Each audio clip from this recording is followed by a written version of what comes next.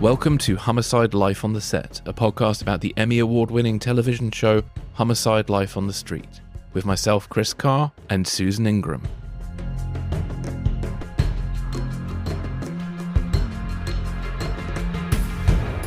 On today's podcast, we're joined by Jon Seda, who played Detective Falsone.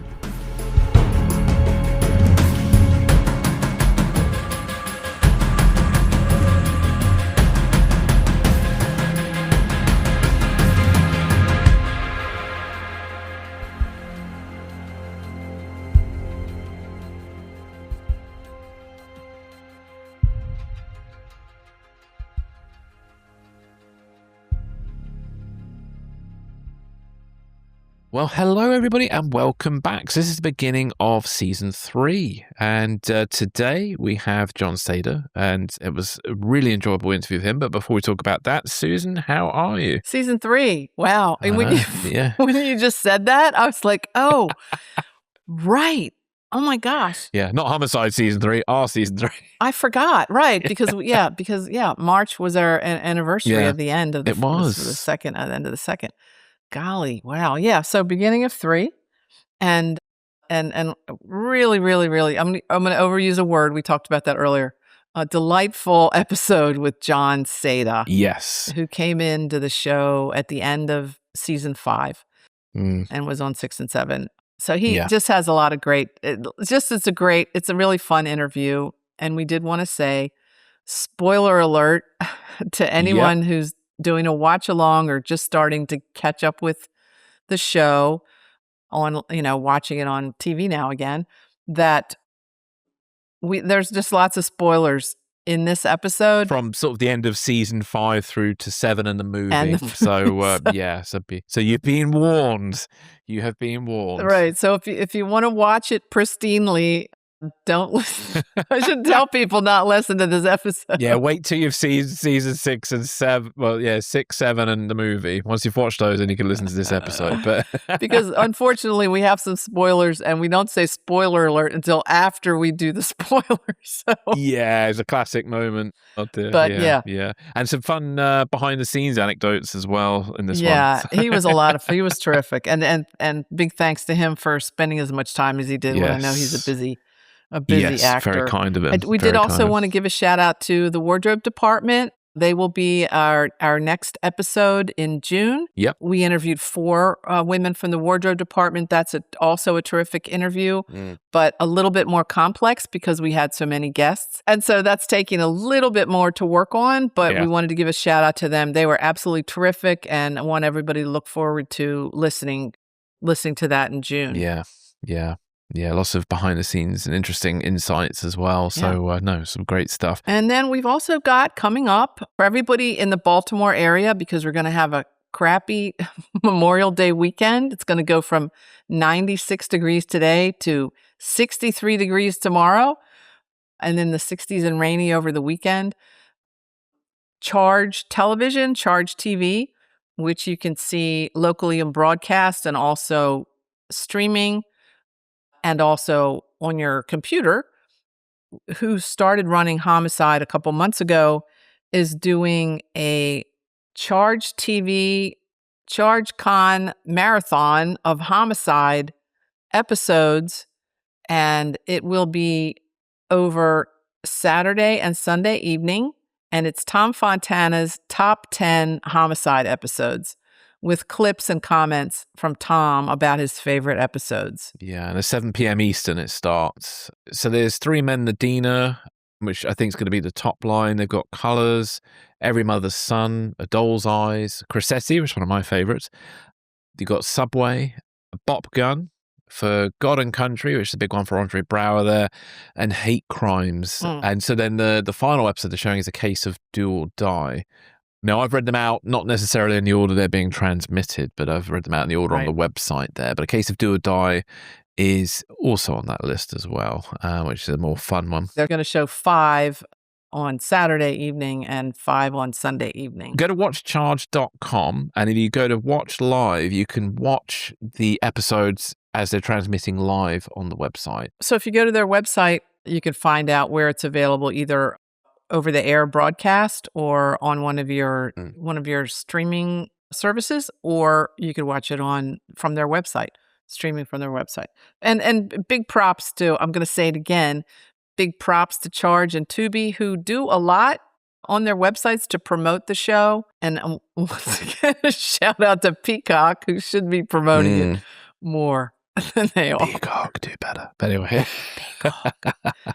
But I mean, yeah. that's that's a network they were on. They should be pushing it a little more. But in any case, kudos to Tubi and Charge for doing that. And I'm really looking forward to it. I really want to hear some of the anecdotes, the little clips that they're going to have from Tom, which really should be fun. And here in Baltimore, if you, like me, have become an antenna person, you can watch it on channel 45.4. And it's also on streaming services. It's on cable, it's on Xfinity, it's on RCN, it's on Verizon, Dish, also YouTube and Sling TV.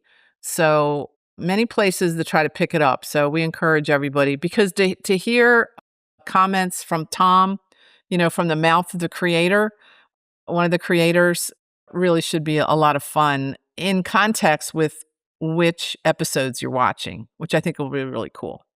So something good to do on a rainy Memorial Day weekend, Baltimoreans. Definitely. On May the 28th to the 31st, you've also got the Austin, Texas TV Festival, where Tom Fontana, David Simon, and Carl Secor will be giving a talk about Three Men and a Dina. And there are members of the Waterfront Facebook group who will be organising a meetup at the Austin Television Festival. So if you go to the Waterfront on Facebook, you'll see details about that there. Oh. I'll be with you in spirit. Yes. Sadly, unless somebody stumps up a plane ticket and accommodation for us to go to Austin, and I'm not against that. My passport, I have a valid visa to come to America. We will see you there. But if that doesn't happen, then we'll be with you in spirit, or at least I will be. As much as I've always wanted to go to Austin because of the barbecue, etc. But homicide and barbecue sounds like a good combination. So anyway, going to the Austin TV Festival, have a wonderful time. And I hope you have, if you're into it, lots of barbecue. That's right. Famous Texas barbecue. And no murders. Austin, great town. I've never been there, but I hear it's a great town. I always think I've been there, but I've been to San Antonio, but not Austin. Yeah. Right, well, let's get to it. So this is our interview with Jon. I hope you enjoy it. We had a lot of fun with this one. And obviously, again, just a reminder, there are spoilers. Lots of spoilers, and enjoy. It is fun. It's an enjoyable episode.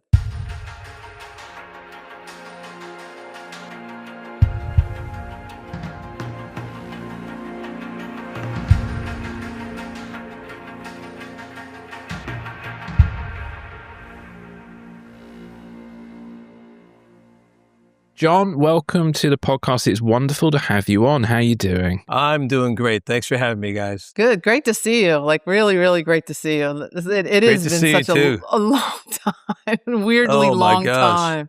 I don't want to think about how long it's been. I know. Crazy. It's scary. And me either, because I'm way older than you. So let's not think about that.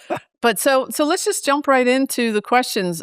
I'm going to go through some of your incredibly impressive background because you started right off. Oh, please, no, don't, please. You started right off in the movies. You have an impressive film and TV background, but the first thing you did was I'm going to say Gladiator, and everybody's going to go, really? It's like, no, the boxing Gladiator, right. And we'll get into your boxing background. I always say it's the Gladiator. It's the Gladiator that nobody saw, not the one that everyone saw. Right. But so you jumped in even before that was a feature film prior to that, and then Carlito's Way, one of my favorite films, and then in TV, NYPD Blue, 12 Monkeys, which was shot close by here, Primal Fear, which was with Andre, which we'd probably ask you about later, Selena, Law and Order, Homicide, Oz, Kevin Hill, The Pacific. I got to tell you, The Pacific, oh my God, I think The Pacific is one of the best, if not the best, reflections of what the war in the Pacific was like, because I think people always focus on the Western European theater in World War II, and that series was just absolutely brilliant, and you were brilliant in it. So I would tell everybody to see all these, but the Pacific Really, just an amazing piece of filmmaking. And you did Treme and Chicago, Justice, Fire, and PD, which you're known for being in all three, and La Brea. And I haven't had a chance to see Into the Deep, which is your recent shark film. I love shark films, but just an amazing, that's just a couple highlights, people, from his huge resume. So we always tell everybody, go to people's IMDb pages, look at their stuff and watch their stuff, because the cast on this show and the crew and everybody just have amazing careers. So kudos to you for that. Thank you. Yeah. So I understand boxing was first. So tell us how you got the transition from boxing to acting, and then how did that kick off? Oh, it's interesting. I always say my mom knew it for some reason. When I was a kid, she always said, "You belong on TV. You belong in films. You entertain people. You're sick." Because I was always the entertainer of. I'm one of six, and I guess I was always the one to bring the fun. I guess but she said that, obviously not knowing for sure. But what happened was, long story short, my sister was trying to become a singer. And so my mom had an idea for her to go to an acting school in New York so she can get familiar with being on stage, or just performance kind of thing, right? So, but she was young, and I think my mom really just wanted me to go out there and watch her and watch over her in New York. So she was like, you should start taking these acting classes, because at the time I was boxing. I was an amateur boxer, and I had hopes of becoming a professional boxer and maybe a champion one day, maybe even make the 92 Olympics, which was a goal. Right. It's a very successful boxer. You can toot your own horn on that. Well, Successful. I mean, I lost in the finals of the New Jersey Golden Gloves. So, that's the one I counted. But had I won, I might not be here right now doing this interview with you, because it would have changed the whole course of my career. But so I wanted to be a boxer. My mom's like, you should have something to fall back on just in case boxing doesn't work out. Why don't you try to acting? Go to the schools. Two things that are like boxing and acting that you would never think are like things that are going to pan and you out. wouldn't pick acting as the secure one either. Right, exactly. Here's a real reliable career for you, Jon. Yeah. Try acting. So try acting.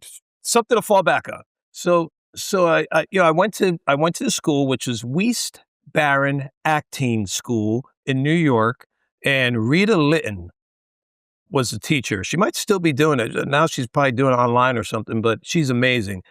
She's really the one that I could say discovered me, if you want to say, because she saw something in me that she thought I had something really natural, and she was like, maybe you should focus on this more. She had me try out for a scholarship. It was some kind of thing where you submit something, a monologue, and if you win, you get a scholarship to the school. I was like, sure, and I just kind of did what she told me. She, I just had something in me that she gave me something. I tried to make it real as I could. And so I won the scholarship, and, just kept going to the school for a bit. But I really wanted to box, and I was still boxing on and off, And then through that school, I met a manager who was my first manager. Her name was Shannon Buteau. And it's a much longer story. I regret that we're not still together today, but that's a whole deeper thing. But I met my first manager there, and she got me an audition. It was a cattle call in New York for some movie. It was Gladiator. And she got me a cattle call for that audition, which is, as you know, cattle call meaning that the line was around a block. Everybody.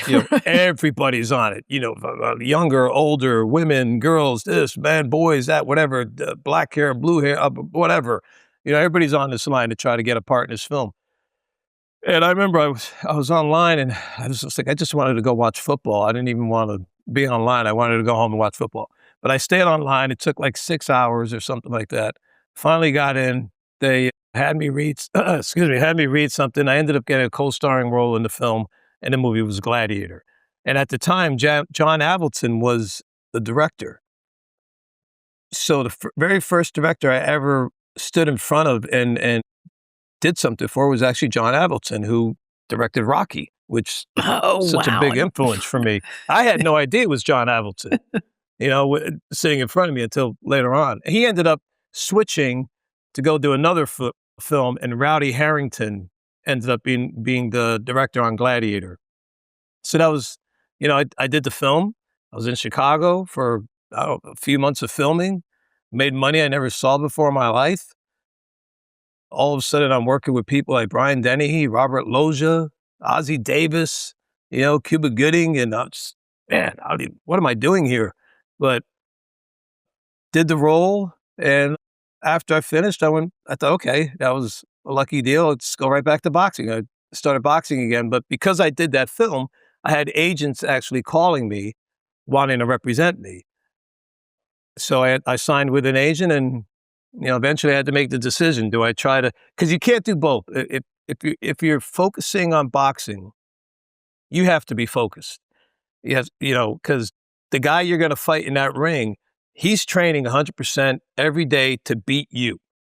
And if you're in it, but you're not really in it, you're going to be at a loss. So I had to make a decision. Do I go with something that really wasn't paying for food on the table, or do I try at least acting, which actually I made some money from it. Maybe I can make something out of this. And so I made the decision, and I'm still here. I'm still doing it. Yeah, and I would think boxing and acting, somebody might be interested in you for a part, and then you go do a bout, and you come back and you look a little different, right? That's true too. That's a good. My nose is over here now, right? You can't wait. What happened to your eye? Your eyes hanging out here. Your ears are kind of funny. So then, what was the link? What was the link to Homicide? We have talked to a couple of the cast members who said that they really like Reed and Tony Lewis, who sought the show out, who were familiar with the show and loved it and were like, oh my God, I'd love to be on that show. And then other people who just came in for a cold reading or were just called and said, we'd like you to play this part. So what was that link? Well, it's funny. I mean, I think it's hard to remember, but I think I knew about Homicide, but I didn't really know much about it. Mm-hmm. I worked on a project called Oz for HBO, and I go way back to the beginning of Oz when it was presented to me. I was in Texas working on the film Selena, Mm-hmm. and at the time my agent called me and said, "Hey, Darnell Martin, who directed me on a film called I Like It Like That, has this thing called Oz, and she wants to know if you'd be interested in doing it." And I had said, after I worked with her on I Like It Like That, because she was amazing, she was incredible. She brought me to levels that I never knew I could get to. And I always said that no matter what she does, I will work with her. If she's doing something, I don't care if it's just one scene or whatever, I will always say yes to working with her. So once I was told that she had this project called Oz, I didn't even know what it was. I didn't know what it was about. I just said, yes, I'll do it. So I'll do it. The only problem is I'm in Texas right now filming this movie Selena, which I just dove into becoming this guy. And then Oz is completely different. It's this Italian hitman that everybody's scared of in prison. I'm playing this sweet, nice guy and plays a guitar in Texas. Right. But Darnell was like, just trust me, we can do it. So it was for a treatment to try to sell Oz to HBO. Oh, wow. Yeah, because Tom was overlapping with Homicide and Oz when he started Oz, right? So Tom... a treatment, wow. Yeah, and Tom was doing it, so I fell into something just so special and amazing just by saying yes.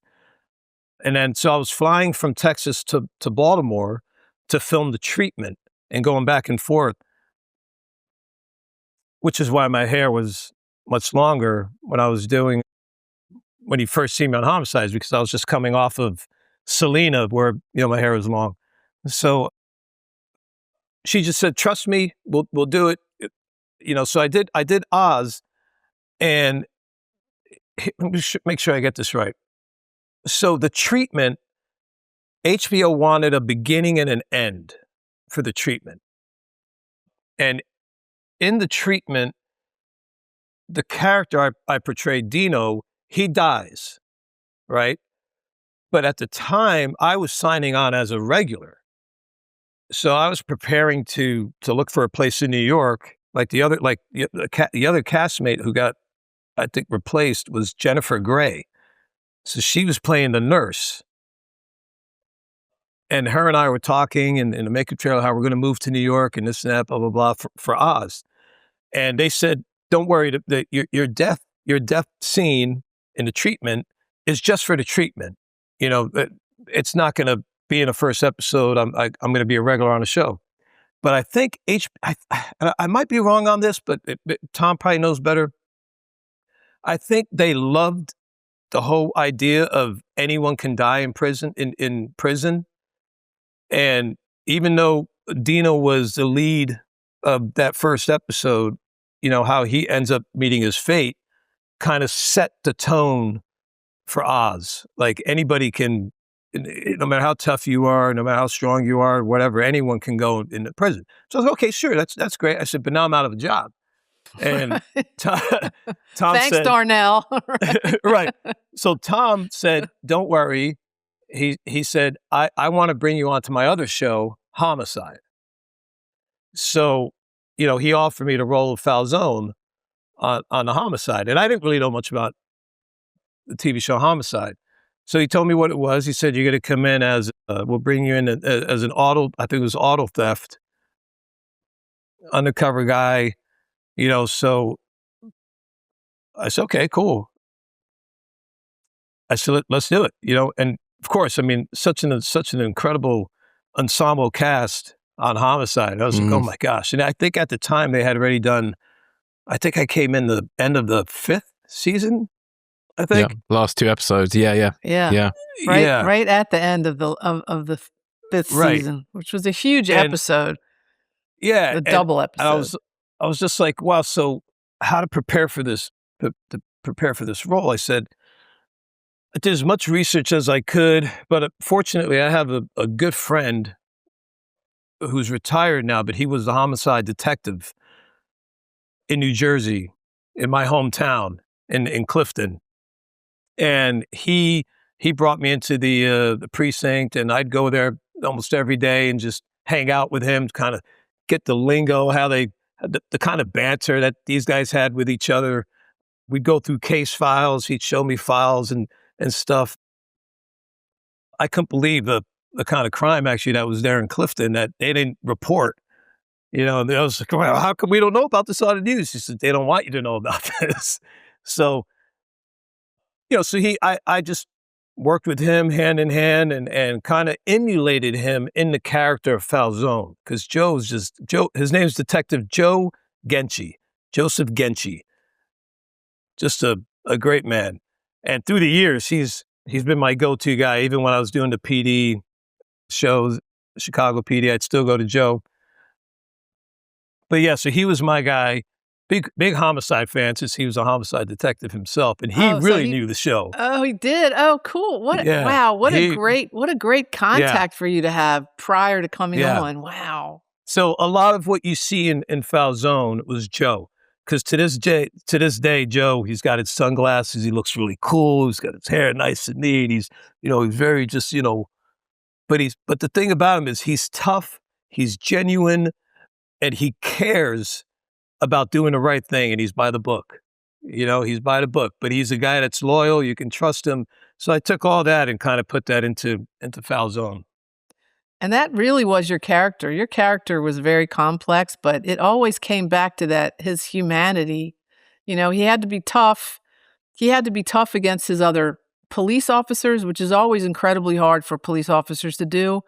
But the humanity, and I think also, you know, the fact that you were a family man, even though you were divorced and had a child, really figured in quite a number of episodes where you interacted with children or young people that really, really softened your character. So it really was a nice, complex character. But I love the way you came into the show, and I love this background that this is, you know, you're emulating your friend who was a cop, because your entrance, and it made me think of, Chris and I were talking about this earlier, Tony Lewis when she came into the show. It had to be it had to be a little intimidating to come into this ensemble cast. It's already up and running. It's not like, oh, this is the first episode of the first season of the beginning of the show. This is the damn right in the smack in the middle of all this, like, just shit that's flying basically on the show. And you come in, when she came in, her first scene was this really, really harsh confrontation with Clark. Now you come in and you have in the first episode 2 really in-your-face confrontations. One with Melissa Leo and one with Andre, which had to be incredibly intimidating. And then you get into it physically with Peter Garrity in G's office. So while I'm watching it, I'm thinking, did you also bring some of your boxing, maybe some of your boxing confidence in those confrontations? So can you talk a little bit about having to not just jump in, and I was saying to Chris earlier, in the first 60 seconds, you walk in and Melissa's at her desk. She's pissed off about what's going on because Bo has been found killed. She doesn't believe he killed himself, and she's just really anxious, trying to open this aspirin bottle. And you come over and you say, let me get that. And you open it with your teeth. And so there you are with your black leather jacket and your earrings and your hair, and you're like super sexy, and you sit on the edge of her desk and you open the aspirin bottle with your teeth. And it almost like projected, it really very quickly projected who Paul Falsone was, like immediately, just in that little interaction. But this is, I'm talking too much. But so could you talk about jumping into that ensemble cast and also into very highly emotional, confrontational scenes with these people? Yeah. My gosh. That's right. I think my very first scene was with Melissa Leo. I think that was my very first scene. Yes. And I think the cap thing, I'm not sure. I might have ad-libbed that. I don't remember if that was scripted. Yeah, I wanted to ask if you remember if that was in the script or not. I could go look it up if I have that script. I might have done it once, and then they were like, just keep doing that, keep doing that, keep doing that. Because it annoys Melissa, so keep doing it. Exactly. But yeah, so going into it, honestly, I don't remember thinking so much about, my gosh, just the big ensemble cast and how tight of a team they are, and I'm coming in, and I don't think I thought of it like that. I looked at it like, especially after talking to my friend Joe Genchi, he said this happens all the time. People are coming in new all the time, and you'll be with the same group for so long, and then boom, there's someone new there, and you just there's banter and stuff, but you exist, and you're all there for the same reason. You're there, different skill sets, or but it's all coming together to do the job. So I looked at it like, this is who this guy is. This is who Falsone is. I had to know who he was first before I joined this group. So coming up with his whole background and him being divorced and him having a child and him being auto theft, I looked at him as like he was a leader in auto theft. He was a leader in that department. So this is another leader moving into a new group. So he's not someone who's just just out of school or something. Right, you weren't a newbie like Kyle when he walks in with his box. Right. Like you're not that newbie. So right. True. I hadn't thought of it that way. He's coming in. He's a strong alpha male himself, and has his own things. And then with the whole boxing experience that I had with boxing from training, I've taken that into every job that I do. Every script I look at is like the ring, is my ring. And I have to train to perform in that ring. So I look at it like that. Those are my opponents. They're people I have to work with, but I have to be believable. I have to, to win this fight, I have to be believable. So yeah, I come in and I looked at it like, let me challenge them. right from the start. Yes, exactly. Like there was no backing so let me down. challenge them. Paul Falsone was like, no backing down with Now, those deep guys. down inside, was there a bit of like, oh Yeah. my gosh, I can't believe this is, man, it's the Yaphet Kotto, you know what I mean? Richard Belzer, you know what I mean? Like, it's, yeah, of course, but you have to suppress all that and just go in and so I came in, that's kind of how I came in with, and wanted to establish, this is who Falsone is. You're going to love him, you're going to hate him. You're going to like him or you're not going to like him. But he's going to be honest, he's going to be who he is, and he's going to be upfront from the beginning. You're going to know who he is, you're going to know everything about him. He might be the loudest one in the room, but he's also going to be the guy at the end of the day you're going to want on your side. Like, he's going to be that kind of guy. And Andre Braugher, oh my gosh, may rest in peace. And Yaphet too. I mean, there's been quite a few losses that they're on homicide. But Andre... And you had worked with Andre on Primal Fear, right? Yeah, I had the fortune of working with him on Primal Fear. I made him run his butt off. He had to chase me across a bridge in Chicago, him and Richard Gere. And I remember I was like, speaking of gears, I was in like maybe second gear. I still had 2 or 3 more gears to go. And these guys couldn't keep up with me. And I can't remember the director's name, but he was saying, I said, hey, I'm not running fast. He said, you got to slow. He said, you got to slow down so they can catch up. I said, I'm not running fast. He said, you know what? Keep running fast. Make them try to catch you. Make them work for it, right? So Andre's breathing heavy. So when Andre finally grabs me in Primal Fear, and he was happy to grab me and stop me. But he's just such an amazing talent. My gosh. I mean, he should have been nominated for, what was it, Glory. It was Glory. And he was in years ago. Oh God, what a beautiful film. It was, to be able to see him and work. So at least with him, I kind of had a little, I was familiar with a little bit from Primal Fear. And Reed Diamond, he's just so solid. He's solid. I mean, he had that Kellerman, right? That was his name, Kellerman? Yeah, that's it. Yeah. Yes. You guys were at loggerheads the whole of season 6. It was brilliant. Yeah. He was a bit intimidating, I got to say, because believe it or not, out of everybody, he had Kellerman like locked. I mean, he was strong, man. He was so strong, which made it great to do the scenes with from Falsone's perspective, because it was a challenge he was willing to take on, but it was, Reed is just he's so good, man. I remember sometimes we're doing the scenes, I was like, my gosh, does he not like me at all? Like me? Or is he just doing this for Falsone? And of course he was cool when we're filming, but yeah, he was just so strong. And the whole cast is just absolutely incredible. I mean, Tony Lewis, Stivers, she was great. I love working with her. When we'd partner up.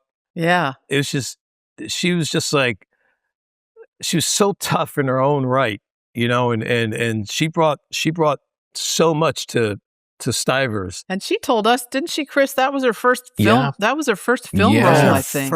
She had a physical, she had a physical altercation with Reed that was just in whatever episode.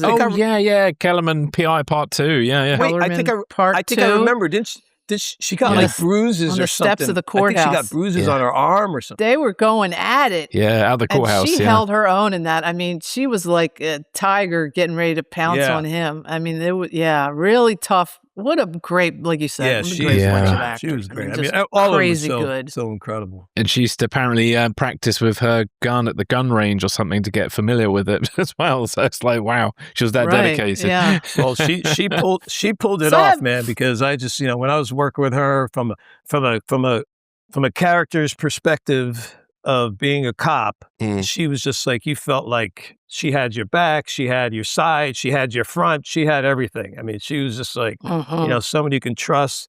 And then what I loved about her was she was like very cut and dry too. She was about doing what's right, no matter what, had to be done, and she was just, I tell you, she was I thought it was a good combination of Falsone and her. Yeah, and so conflicted with the whole, you're having to look into whether the Kellerman shooting of Luther Mahoney was a good shooting or not, and that Lewis and Terry, their characters are trying to back him up because he's another cop, but they just know it's wrong. That was just really, it was so complex. But I have a real specific little question. One of the first episode. So it starts out with you coming in and you telling them, look, I was working, Bo Felton is part of this auto theft ring that you're looking into, blah, blah, blah, blah. And Pembleton and I think Melissa and Andre have to go, they go down to auto theft to you. You've been in this squad room, but then they come down to talk to you and asking you some questions about looking into something. And it's a very confrontational with Andre. And when you're done, you dismiss them. You turn away from them and you go like this. Oh my gosh, that's right. I was like, wow. And I just thought, wow, it's really interesting watching actors when there's like one little bit of business that like really defines your character, but also that is you marking your territory with them. Like, don't fuck with me. You're in my house. You're down in auto theft. You're in my house now. But that was you just go like that. Oh my gosh. And to somebody to do that to Andre, it was like, wow. Do you remember that? Or if that might have been an affectation of your friend or, anything? Now that you're saying, I'm recalling it a bit. And again, I don't remember if it was scripted. It might not have been, which was one of the great things I loved about Homicide was they were very loose in allowing the actors to kind of do things that might come organically to them in the scene. They're whether they were keep it or not or change it, that's a different story. But you weren't like, oh, I have to stick to the line, say it exactly like this. I have to move here and say it here and move here. It wasn't like that at all. It was very, very loose, and you can play with just doing things organically. And so that might have been a moment that fell into, like you said, it was Falsone marking his territory, and if anything, that was his territory. You came to his nest. So right. No one barks at you in your hometown, in your place. That's you don't do that there. So it was right. Part of that, and and the fun part about playing that character was he can go extreme and do something that would really piss someone off because it would work. Because if it got Andre or Melissa upset, who are great in their characters, then it's just going to bring something out in them that's different. So it was just nice thing. I remember, I do remember it happening a few times, and then they would punch back. They'd punch back whether it was in their words or just in their look. So it was fun. But I do remember, I forgot about it, but I do remember a little bit of it. Yeah. For people listening, because I forget people don't see us, what what Jon did was turn his back on him and go back to his desk. And then with his hand gestures, shooing them out of his office. Oh my gosh. Like dismissing them. Just for people who were listening that couldn't see me, but we're just really perfect little ending to that scene. Really good stuff. Had you been to Baltimore before, or was that your sort of first time in Baltimore, or what were your impressions of the city? I might have filmed something there before. I don't remember. It's funny. Now I go through, I'll go through films and stuff, and I'm like, wait a minute, I did film in that place, or I did film there. I completely forget. Like Chicago, I completely forgot how much I had filmed here. So I'm not sure if I filmed there before, but I didn't know much about Baltimore. That was really, working on Homicide was really my first time being there for, longevity. It was incredible. I mean, like, I feel like Homicide inside that, that unit, that precinct, that was the heart of the show. I mean, of course, they'd go out and, But inside with the phones and just the banter and the desks, Yeah. you know, and looking at each other across, you know, from one desk to the other desk, you know, and going into Yaphet Kotto's office, you know, that was really like the heart. But the biggest part of the show was actually Baltimore. When we would actually film outside in Baltimore, and you'd see, you know, I mean, the set, Baltimore was the set. You know, you'd see the cobblestone road. You know, I think it was it Thames Street? Maybe it was I don't know if it was Thames. Yeah. Was it Thames? Wow, Yes. I can't believe I remembered. So Yeah, we're so you know, just and the row houses, you know, the way they look, the people.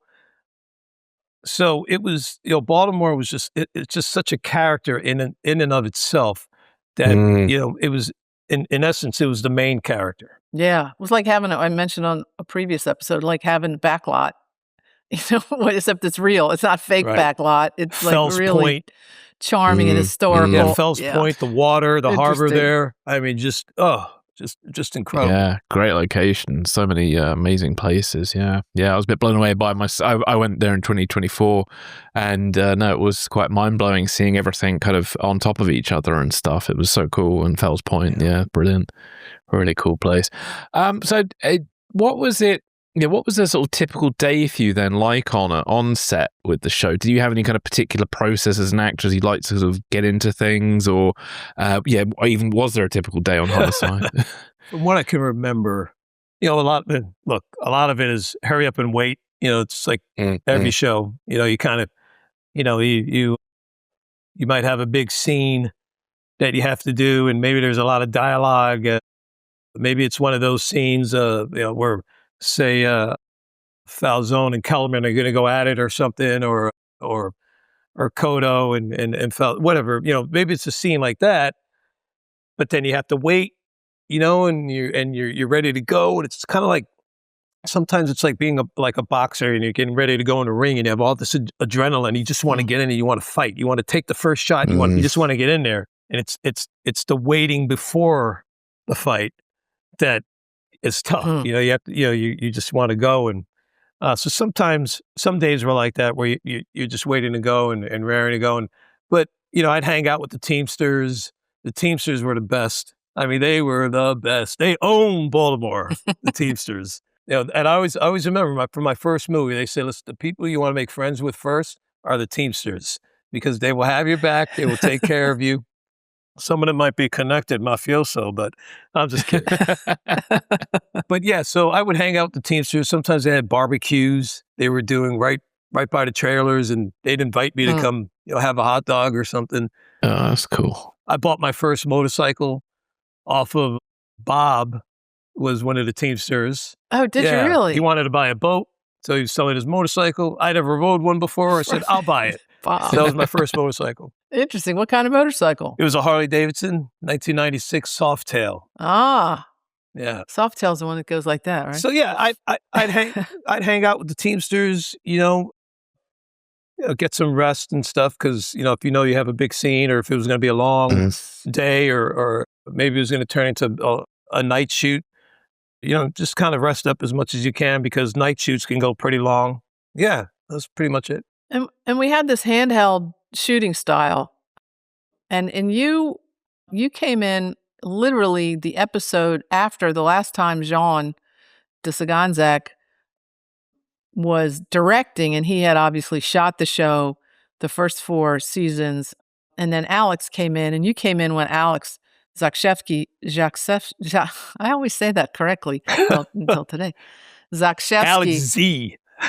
Right, Alex Z was shooting the show. Had you been on other shows where there wasn't a traditional shooting style like this show? I mean, the handheld nature of it and the fact that it was 16 means that the camera's inside, you know, you guys in the squad room, all around, constantly moving, which may have led to some of the feeling of freedom for you, where you could try new things, and that literally we never did it the same way exactly, because they wanted to have these sort of overlapping jump cuts and things. So was that shooting style different? Did it, you know, how did that feel, or was it not that different to you when you jumped into it? Yeah, that was my first experience with Shvanking. I think it was called Shvanking. Shvanking was what he did. He's like, watch out because I'm coming over there. Right, Shvanking. Right, Shvanking. That was my first time experiencing that.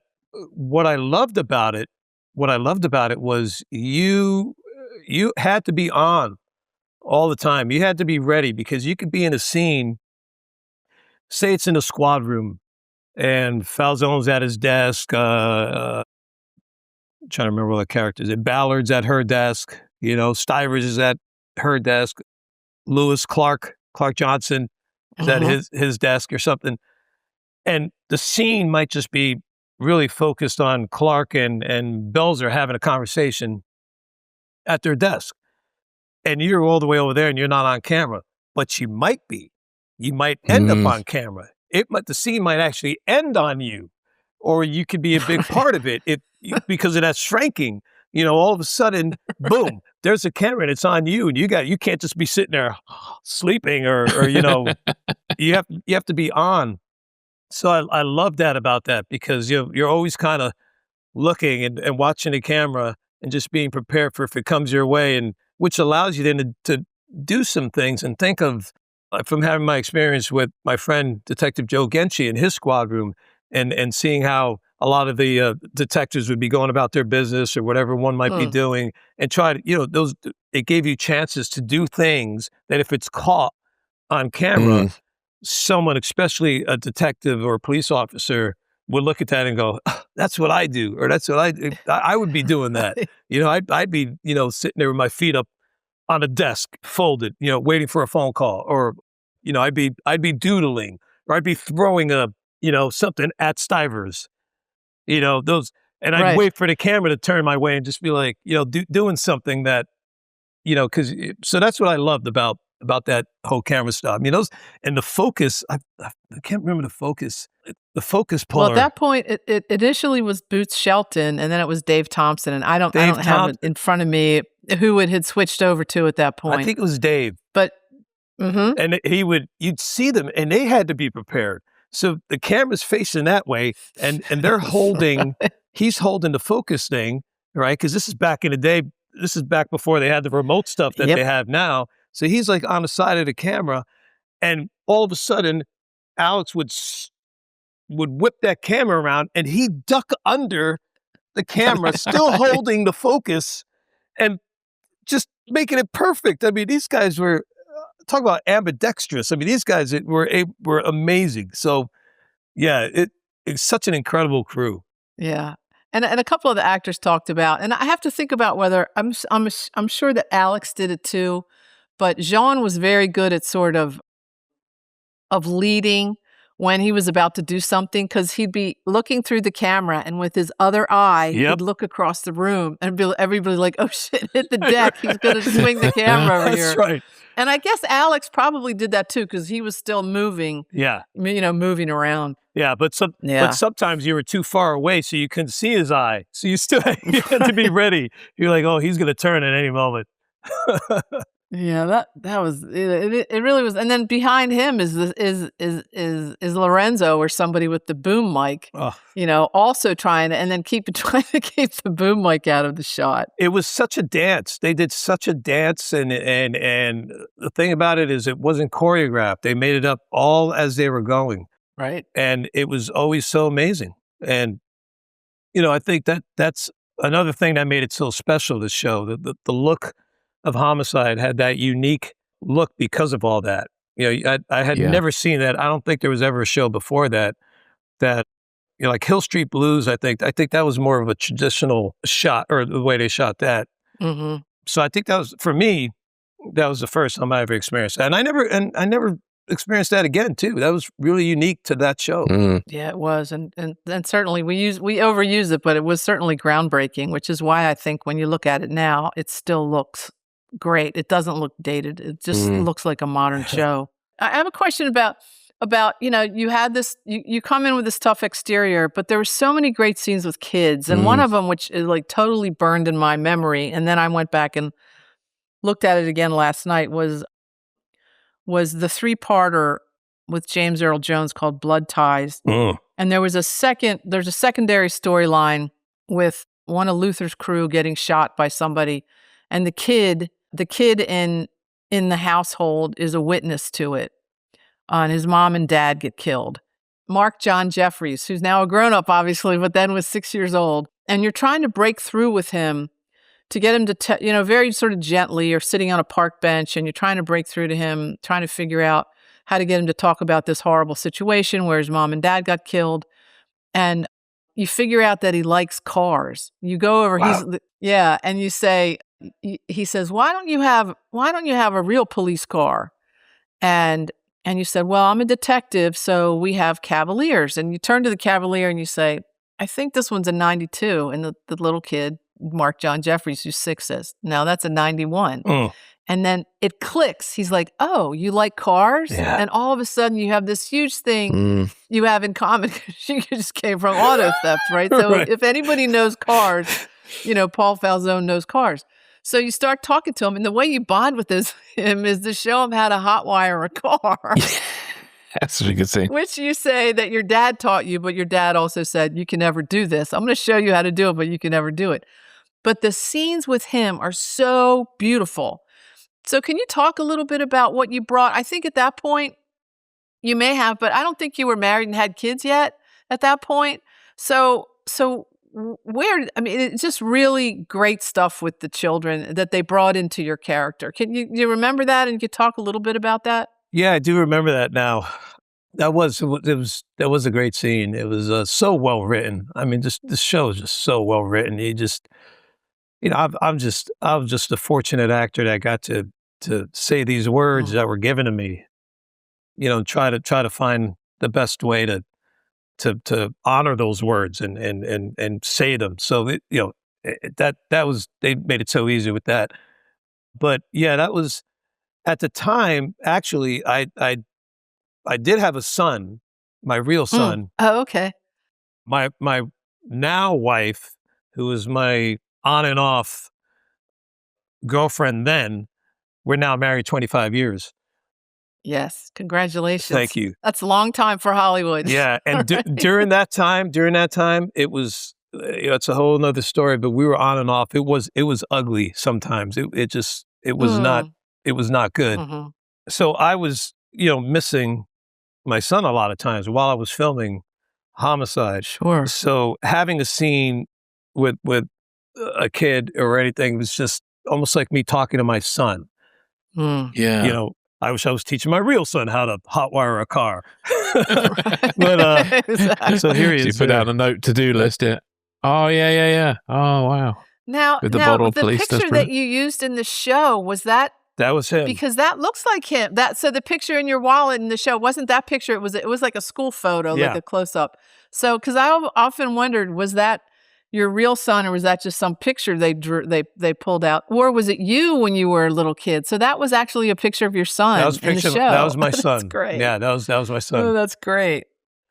That's great. So yeah, those scenes where I love doing that because it gave me an opportunity to kind of just tap into, my dad, my wanting to be a good father Mhm. mode, and but of course with Falsone having to connect, what was his relationship with his father, and what can he bring to this child, and so it was a lot of that mixed in, but I love those scenes where it's just to me sometimes those are the hardest scenes. You can have shoot 'em up scenes and 2 Mhm. pages of dialogue with just a big battle and stuff, and those are tough within their own rights. But I think the quiet scenes, the one where it's one-on-one, and you're having to tap into some kind of deep emotion. I think that's hard for a lot of law enforcement to do, because sometimes they have to be on. They have to be up here and ready, with their fist up and gloves up and ready to defend all the time, to bring it down and have a moment when you're bringing it down. To me, those are always some of the toughest, but most beautiful and most challenging. And Mark John Jeffries was so Oh, good in those. He was so natural, and the pathos in his performance as a 6-year-old of having just lost his parents and then connecting with you. Just really super, just beautiful stuff. Great cast. Beautiful. Going to another extreme, Okay. what was it like working with Charles Durning on Finnegan's Wake, who was the older, cranky detective? Yes. Oh, my goodness. That was a fantastic great episode. Oh, I just watched that last night. Oh, my gosh. May he rest in peace. My goodness gracious. Mm-hmm. Oh, he was, what an honor it was to work with him. I was so fortunate, man. Man, was I fortunate. I remember when I saw he was the one that was going to be doing a role, it's, oh my gosh, this guy's been in everything. I've seen him. He's amazing. You know, he served our country.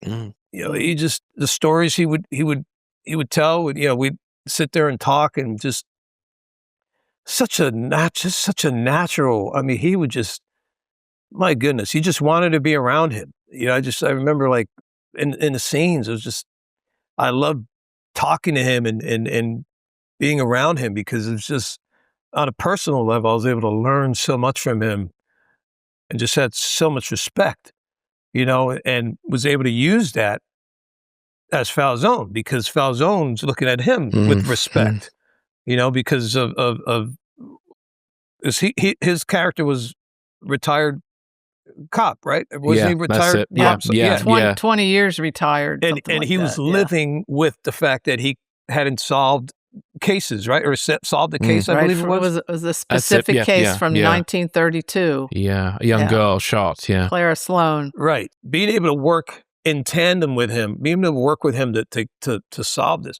it became, from what I remember, it actually became less about the actual case and what I wanted to focus on as Falsone was solving this for him, like doing it for him, which, you know, I mean, I guess that answers the question. Charlie, I mean, he was just amazing. Yeah.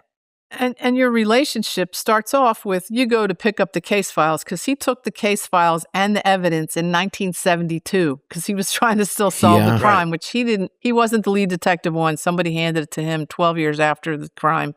And so he had all this stuff. And you get there and you're like, just give me the boxes. You're like, give me the boxes. I'm going to get out of here. And so throughout the story, you learn to respect him and are feeling, I think, empathetic for him and all that. But then there's a scene at the end where you've been drinking at a bar with Kellerman and with Lewis, with Clark, and you met, and you said, why don't you sing? It's like he's Irish, so you expect him to sing a song in a bar. And he's like, I'm not going to sing. And you start singing, If You Think I'm Sexy, which that's a whole other question I have. Anyway, and then he starts singing, but then he's telling stories, and he uses the word spook in front of Lewis about a prior case with a black guy. And Clark gets up and leaves. He's like, "Okay, I'm leaving before I get into this." And then you drive Charles Durning, his character, home, and you're both kind of trashed, and you get out of the car to help him into the house, and he turns on you and calls you something like a punk dago bastard or something like that. And it's like the way they pull you through the show with the writing where you don't really respect or like the guy, and then he's almost like a father figure. And like you said, you're working with him to help him solve this crime that's been hanging on him forever, for 50 years or whatever it is. And then he just like turns on a dime on you, but was also, like you mentioned earlier, the reality of life, right? The reality in prison is sometimes people die when you don't expect them to. And here's a guy, you know, who was brought up on the streets of Baltimore in the 30s, you know, and has seen all these different things and has attitudes that you didn't see come out until that scene. But I wondered for you as an actor, what that was like with Charles Durning spitting these, like, you know, obscenities, racist obscenities at you. That just had to be pretty heavy. Do you remember? Because then you turn around and you kicked the side of the car. You kicked the door closed with your foot. And I thought, okay, I bet that was a little bit of an ad lib on John's part. I don't know if you remember that specifically, but it was powerful. I don't remember everything to a T, but I'm pretty sure as I look back, from all the preparation that we would do, that's also amazing thing about Homicide too. It was at a different time where, I don't think a lot of those things would go today on certain shows, so there was a lot of freedom there. I mean, that was before HR, I believe. I don't think HR was on the show. But, so I would say that it's not an excuse, but there's the reality of understanding where Charles Durning's character came from, the time that he came from, when he was, working, as a detective, and what he was around and what he saw and what was around him. So there's an understanding that that was a different time. Again, not to excuse, how some of you might think. Yeah, no, because that's the way it was written too. Yeah, right. Like I looked at it like, well, how would Falsone be if he came from that time? How would Lewis be if he came from that time? How would there's certain things. It didn't take away, at least from the fact that he was more than that. He was more than that part of him. That might have been a 1% of him or a 2% of him, but it wasn't the full percentage of who he was. It stings, especially I think the frustration for Falsone was, he committed to doing this work for him, committed to, thinking, all right, we did this, we did this together and this and that. And then he, for him to turn around and do that, I think it stung for him, but it was also, to his nature, for that character, what do you say? You could take someone out of the slum, right?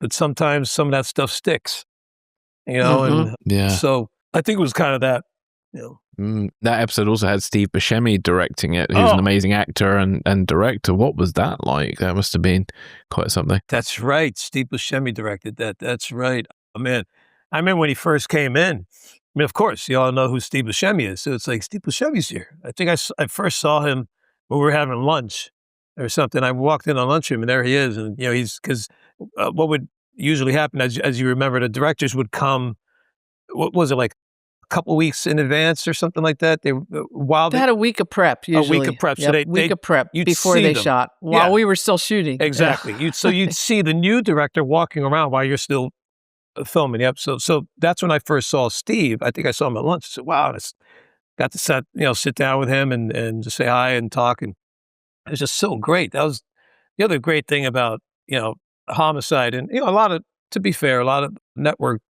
TV where you get different directors that come in, so I think that's great because, each one brings a different perspective, different skill set.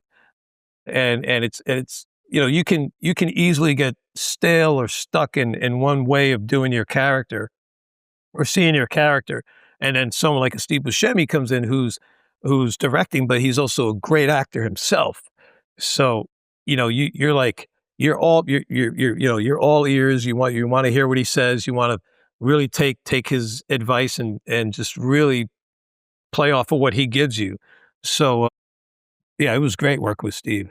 And that was a complex show because it had period flashbacks to 1932. So it really had a lot of stuff going on in it. And I think I've never found out if it was both Barry and Tom or just Barry's idea that they wanted feature film I mean, they were almost all feature film directors who had never directed television or who were known for feature film. So you had people coming through like Alan Taylor you worked with and Ken Fink and Mary Herron. Ken Fink. Oh, he's so great. Yeah, Ken Fink, who did the most episodes of Homicide. And then the first episode you did where your characters was introduced was, I think, the only time we had a husband and wife team directing. That's right. Which was Leslie and Larry Libman.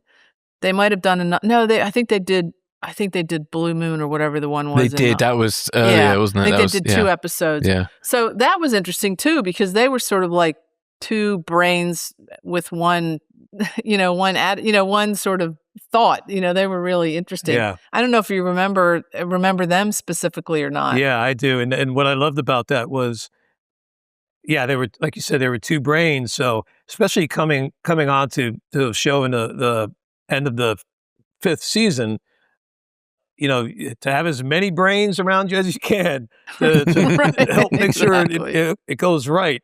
It was great to have the two of them because they each, even though they were directing together, they each had their own style. So Mhm. you talk to one and get a different style, talk to the other and get a different stuff, but it all just kind of worked together. I love that. That was great. And Interesting. I have not worked. I don't think I've ever worked again with a double team directing combo or something like that ever. That was the only time ever.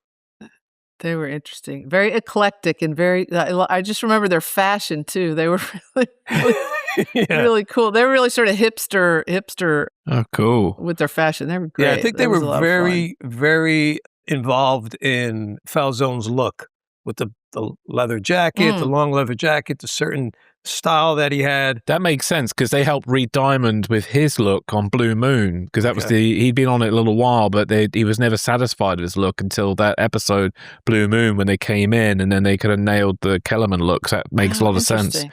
Makes a lot of sense. And your hair and wardrobe went through a couple of permutations throughout those 4 seasons or whatever it was, 5, 6, 7. And and you went from the leather jacket to the suits, but then you often went back to the overcoat leather jacket instead of like the shorter one. And your hair got shorter and longer here, and sometimes there was earrings. Right. And then toward the end, I noticed I guess it was in season 7, you had these like 1940s ties, these amazing kind of like big, colorful ties. I was like, I wonder where, and we talked to the wardrobe people last month, and we asked a lot of questions, but Paul Falsone's ties didn't come up, so I should ask them, where that came from, and if that was what that developed from, because you didn't come in with that, right? You came in with the Auto Squad look, so. Well, I remember. Yeah, it was interesting. Yeah, I remember because he was coming from auto theft, where he was undercover a lot in very civilian style clothes and ties, suit and ties weren't a thing, and I think I had facial hair and long hair. So the transition, I remember. When it comes to hair, makeup, wardrobe, I always just trust them. I'm like, whatever they think is right, as long as it fits, I'm just like, normally for me, when I'm working on something, it's usually clothes I would never wear myself, but it's for the character. And if it works for the character, I don't care. It's whatever you guys feel is right. Cause they're professionals. They know what they're doing. So I let them basically choose everything. But I do remember the conversation was, I always wanted it to look awkward, a bit awkward for Falsone putting on a suit and putting on ties, and he would grab a tie that probably he shouldn't be putting on, and keep it loose, and he just like, all right, I'll wear a suit, but I'm going to wear it my way, kind of thing. Yeah. Right. Yeah, that makes a lot of sense.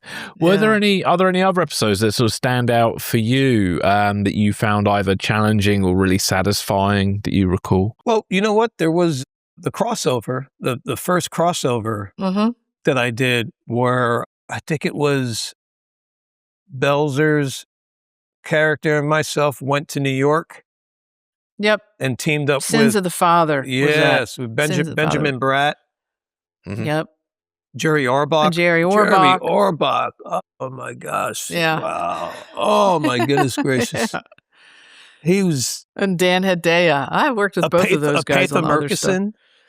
Apatha. Oh, who was that? She was. Was that the judge? The sergeant or sergeant? I think she was a sergeant at the time. She's now in Chicago Med. Cool. Huh. Yeah, Apatha. I'll look that up. I think she was the like the main boss on the show at the time, like the sergeant or whoever, something like that. Up in New York. For Law and Order. On Law and Order. Oh, okay. Gotcha. So getting to work with them, I mean, Jerry Orbach that was just incredible to be doing scenes with the great Jerry Orbach. And I learned so much from him and talking to him, and he was just such a nice, humble guy, and just, man, he was just so great. And then Sam Waterston. Right. Yeah, and they all came down, here. There was an episode where him and Falsone had some really good scenes together, and I just respected him so much. And I remember his character being such a veteran. I think at first kind of looked at Falsone as like, who's this young punk kind of guy that's trying to, control my little world here. And, but I think that case involved a young child as well. I think. Was it a young girl that had died? And the question was, had the father been sexually abusing her? Right. Yeah. And he was a doctor who had covered it up when she'd come to the hospital, and then she died. That was but challenging. It turned out to be the mother. Yes. The mother was the abuser. That was very challenging. Yeah. That was, especially being a young father myself, going through what I was going through. And for Falsone, his love for his child, that was a challenging one. That was a tough one. And then with going back and forth from New York and Baltimore, but it was incredible. I mean, it was one of my favorites, just because of the great fortune of, let alone working with the amazing cast on Homicide, being able to team up with that veteran cast of Law and Order. I mean, man, I'm so thankful. I'll thank him again now. Thank you, writers. Thank you, Tom. Thank you, Barry, for involving me in that, because that was, and that turned out to be, I think, the first ever crossover, I think, for Dick Wolf and at that time. I think so. I think it might have been the first one. And that was Ed Sheeran directing. So then you got more work later from the Dick Wolf experience. Yeah. From that. And then I ended up doing a bunch of crossovers with Chicago PD and crossing over Law and Order again, but this time I'm not Falsone, I'm someone else. But yeah, it was for it to kind of come full circle and go, wow, I was part of the first crossover, which is pretty cool. And Belzer, of course, went on to play that character forever. Yeah, he did. Yeah, right, forever. Oh, exactly. bless him. Yeah. But I think you might have had the record with playing the same character through 4 different TV series, through Law and Order, Chicago PD, Med, and Fire. Was the same detective. Oh, I didn't do Med. I didn't do a Med. Oh, you didn't? Yeah. So okay. Fire, PD, Justice. Justice, right. It was Justice, Fire, PD, and Law and Order. Homicide, Law and Order. Yeah. Yeah. Except you were the same detective in the other 4, not Paul Falsone, but you were that other detective. That's right. Oh, that's cool. Were there any other episodes that stand out for you? Because we've been watching we've been trying our best to sort of watch a few episodes and prep for this, and I really enjoyed Kellerman PI, where you and Kellerman it almost could have closed that sort of rivalry that happened with you guys through season 6. That was the one where the kids have a baby in the hotel room. Yes. And bury it in the back. That's and it. Kellerman becomes the PI for the defense. And you're trying to nail whoever murdered the baby. And that was another one where you were very sensitized to the fact that these kids killed a baby and you weren't sure who was who. But you had a son, and you also had a custody battle, and there's so many things wrapped up in that. And then pissed off that Kellerman is now interjecting himself on the other side. Do you remember any of that? I don't remember it too much, honestly.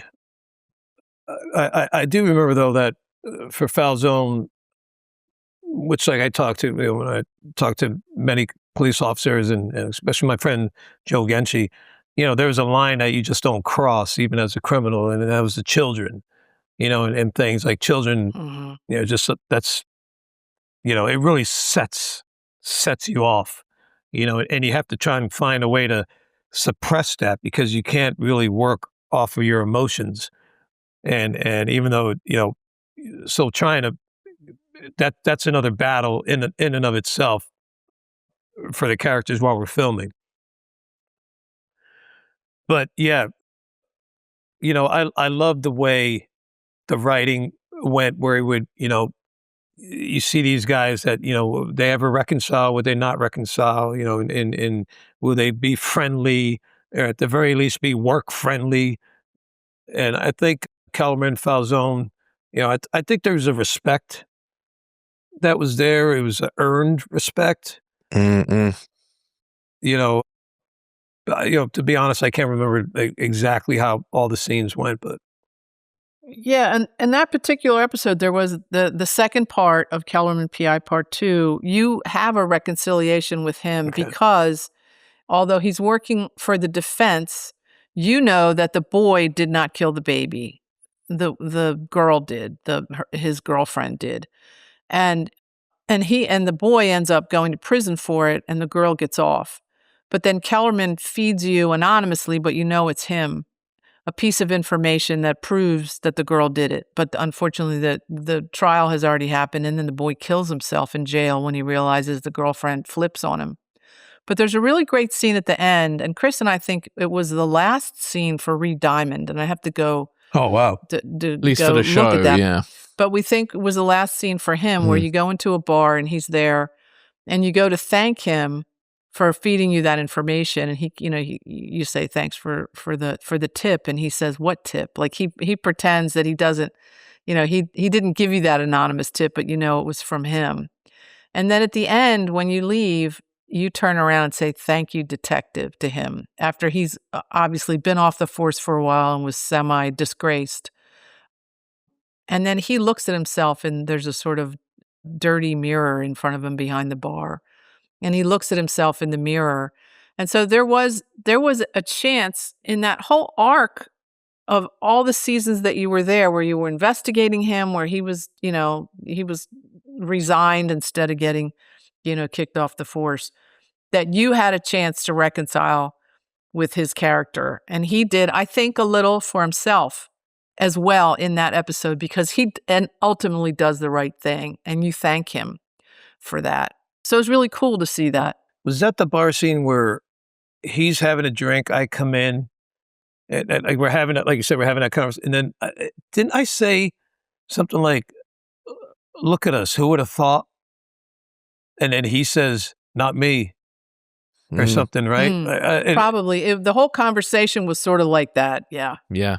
Yes. And his take, or double take, when you leave and say, see a detective, and he sort of absorbs that, like, okay, I finally got the respect back, right? Yeah. And especially between the two of you, because you had to sort of send him up the river. I mean, you proved that it was a bad shooting. Yeah. But yeah, that's a great little scene. That was in Kellerman PI Part 2. Wow. Which was directed by Jay Tobias. I don't know if you remember Jay, who was assistant directing on the show, and then got a couple directing jobs. That was a really good episode. Yeah. Were there any other episodes that stood out for you that you remember, or just sort of happy memories from filming the show that sort of stand out for you? Oh, you know what? There was an episode with, because I was watching Black Mirror last night, and there was an episode with Paul Giamatti in this Black Mirror, and it reminded me of when he guest starred on Homicide, and he was with the dogs, right? Oh, with the dogs. Was it pit bulls? I think it was pit bulls or something. That was so gross, that episode. And was that the one where it was like, oh my God, his character. Wasn't there like a barbecue, like a Clark, Falsone and Clark find, like, was it a nose in a barbecue? Oh, that's a different episode. That one. That's a different one. But that's the neighbors that have a fight. Oh, okay. Yeah. but the nose. Paul Giamatti, I remember when he came through there, and it was just like, he was great to work with him, and to see how far he went after that was pretty incredible. Yes. But so many people that came on there, we didn't know. We didn't know who they were, right? And I'll tell you, one of the most fun I had, I mean, we had so much fun on that set. We had so much fun. But Yaphet Kotto, I remember it was so funny because he could never get my character's name right. He could never get it. Like we'd be rehearsing, and he's reading it. He's reading off the sides, and we're rehearsing as we would always do. We'd rehearse, before we're going to shoot. And he's reading it, and he's like, gets to my name. He's like, Detective Falcone. you would start Charles, Detective Falcone, and I would just be like, you're reading it. It's right there. And he would never get it right. It just cracked me up.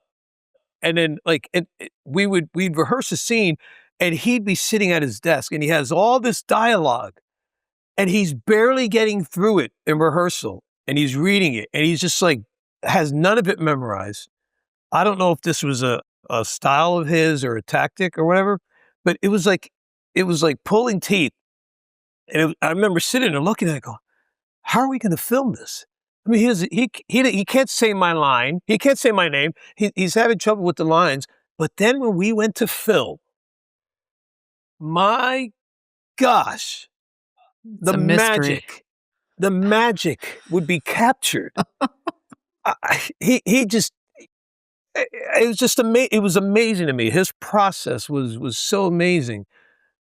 You sit there and watch it. How are they going to get this on film? How are they going to put this together? And it would just be magic. And he was just amazing at work. Such a big guy, but such a sweet soul. And he was just so kind and to everybody. But I just loved working with him because he would crack me up. And I remember that scene you mentioned before about me and Peter Garrity getting into it, and we were rehearsing. In his office, yeah, in the office. We were rehearsing. We're going at it, and I turned and look at Yaphet. He's just sitting there laughing. He's just cracking up. So we had a lot of fun, and Richard Belzer he was so much fun, so much fun. Yeah, I worked with Yaphet 10 years before that on a movie called Star Chamber. And I remember I was a trainee. I was very young, and I was standing off the side going, this guy's awful. And he was so good in the movie. Like when I saw the movie and saw whatever he was doing, those close-ups that I couldn't see from across the room, it really is. It's amazing. It's worth watching Homicide for a million different things, but one of them is to watch Yaphet. And you had a scene, and I'm looking at my notes. I can't find what episode it was. You had a scene in the box with just him where he is really pissed off at you about something, and I can't remember. I made all these notes, and I can't find it. But I remember thinking, of course, he's like 6'5" or whatever, towering over you, and just this giant man. Do you remember having those confrontational scenes with him? And it must have felt like a tidal wave coming at you, and how you respond to that, not just as an actor, like, I know I have to say these lines in this scene, but you're Jon Seda in there going, holy crap, Yaphet Kotto was like coming at me. Yeah. How was that? John, would try to get far away from him as I could and de-escalate whatever is going on. Where Falsone, unfortunately, thinks he's a lot bigger than he actually is, and would want to take on a challenge and fight with him. But I remember it was he's intimidating. He can easily be intimidating, and I just remember, just don't hit me, just don't swing at me, because the show is very loosey goosey. He could turn around and just whack me, and I'd be out. I mean, his hand is it's like a bear, huge it's like a bear claw. Huge. But huge hands. But yeah, he was, it made it so easy. It made it so easy to just be able to play off of, because he can go from 0 to 100 so quick if need be. But it was it was very, very easy to. Oh, it was, I just found it. It was in La Familia, where his cousin, where all the Italians get whacked by the former mob guy in his home, in Little Italy, where he grew up. And one of the people that gets chopped into pieces in the bathtub is his cousin. Yeah, I think he spoke Italian in that through the whole thing. He might have. Yes, I think he did. In the scene he puts out some Italian word or something, and that he's angry when he starts speaking Italian. Yeah. Yeah.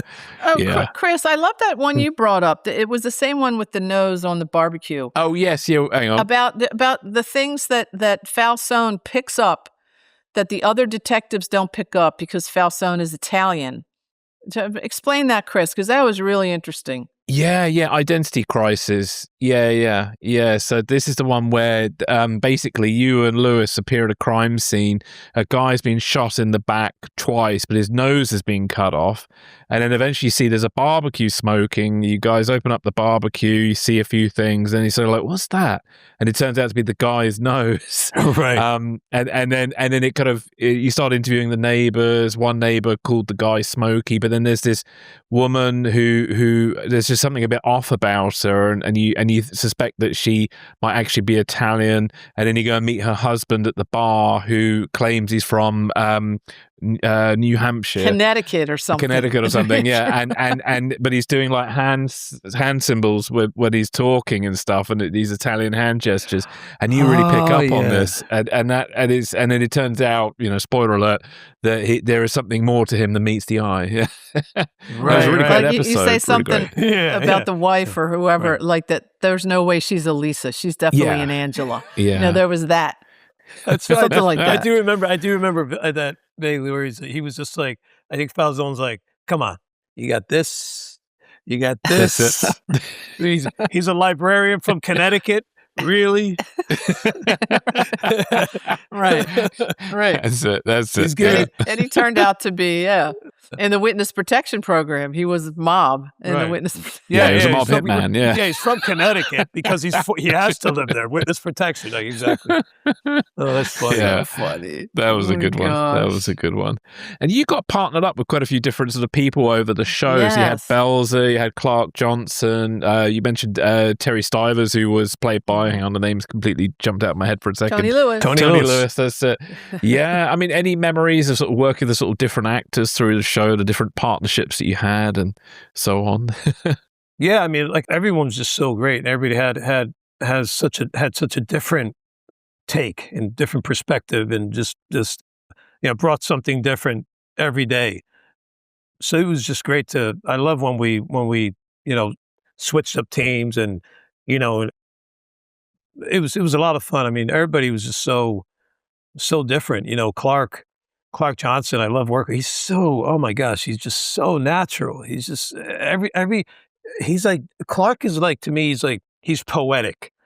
He's like, every word that comes out of him, it just has some kind of, it's like poetry. There's just something to everything. He's just, it really is. He's just so unique and so caring, and so, his Clark himself would sit there and hear you and not judge one way or the other. He would just take things in and think about how he's going to answer back. So I just loved working with him. Clark he came to my wedding. Clark Johnson Oh, wow. came. Yeah, he Nice. came to my cool. wedding. Cool. So And that was back in like what, That was 2000, 2000. somewhere back there? Yep. Yeah. Oh, wow. So yeah, it was great working with everybody. The relationship with Falsone and Callie Thorne, yes, Falsone yeah, and Callie, Ballard. yeah. Right. That was Yeah, fun. we must talk about that. Yeah. That was fun. I bet that was fun. Yeah, she's great. Mm. I like how on the show it looked like, maybe they could have gotten together, maybe they could have been a happy couple, but Falsone had too many things going on with his situation with his ex-wife and his child, and I think he respected Ballard enough to not want to keep putting her through all that stuff. She deserved more, or deserved better, something like that. But they had fun. It was fun. I remember there was a boxing. I think there was a boxing scene. Right. Yes. Yeah, there was a boxing what was that scene. In? Yes. And she's watching Yeah. you box. I think and Falsone she's gets salivating. yeah, but I think Falsone gets beat up. Doesn't Falsone get beat up? I or think he something? does. He's been a while since. Yeah. I think he gets beat up or something like that. I think he has like a black eye or something. but just Clearly was good unrealistic, chemistry. obviously. yeah, it was. It was very. I remember it was fun because it was very. The way I wanted to go about it was. I remember I wanted to go about it kind of like it's like they're like Grease. It's like John Travolta and Olivia Newton-John. I wanted to make it. I wanted to go about it like when Falsone is with Ballard, it's like he's Travolta from Grease and she's Sandy. So it's kind of like that. So it was playful and fun in that regard. Yeah. I remember at the time, I know a lot of us were skeptical on the set when we got to like season 7, 6 and 7, where they started introducing, relationships and sex into the show. And we're like, oh, yeah. And when you watch it now, it's like, it's just so good. It just it works. It absolutely works really well. And I think at some point, and Chris, you might remember too, or John, maybe you remember, was there a conversation in G's office where G's sort of like knock it off? Yeah. Like stop with the relationship. Wasn't that, it was also a no. And I think you got back together a little bit at some point, but I think it was a professional thing where I think you both regretted, I think it was obvious you both regretted that you couldn't carry it on in like you said, in a more, like into a real relationship, not just they're all real relationships, but you know what I mean? Right. In a longer standing relationship, but professionally you had to not pursue it. Yeah. So I think, which is, I think that's a real scenario in, with law enforcement and I'm not saying, I guess you can have right? You see cops marrying each other and things like that. But I think, it's a tough thing in the workplace, and it doesn't always work out. It doesn't. So I think they did a good job of capturing that, and like you said, when you introduce something like that on a show, it's you don't want it to be soapy, you don't want it to be something where it's like taken away from the grittiness or anything of a show, but it's like real life in these squad rooms, things happen, things, so I think it was a nice little element to play with there. Yeah. And really good chemistry with the two of you. Yeah, she was fun. Callie was a lot of fun. Really good, and every character brought an absolutely different person. There were no personalities in that ensemble cast that were similar. They were absolutely all completely different. Yeah. And often bumped up against each other, partnered often with 180-degree opposites, like Kyle and Andre. I mean, you couldn't have gotten more two opposite people together. Yeah. Interesting. Fantastic. One random question. Had you read the book by David Simon before joining the show or during the show? Because, we talk a lot about the writing on Homicide, and obviously the book influenced so much. I don't know if you'd encountered the book during your time on the show. Yeah, it was during the show is when I went through the book. I didn't know about the book before that. And I met David after I had already started on the show, which he's incredible. And I was fortunate to work with him again on Treme. Right. Yeah. Yeah. Talking to him and because I mean, who better to give you insight on Homicide than David? I mean, so yeah, it was during the show is kind of when I started going through the book. Yeah. And I know you mentioned obviously your police friend. Did you get a chance to chat to any of the Baltimore detectives while you're on the show as well, who either featured in the book or were technical advisors? Yeah, I talked to, I can't remember everybody now, but, did a lot of, while I was down there trying to hang out as much as I could, go on not drive-bys. Not drive-bys. I got him.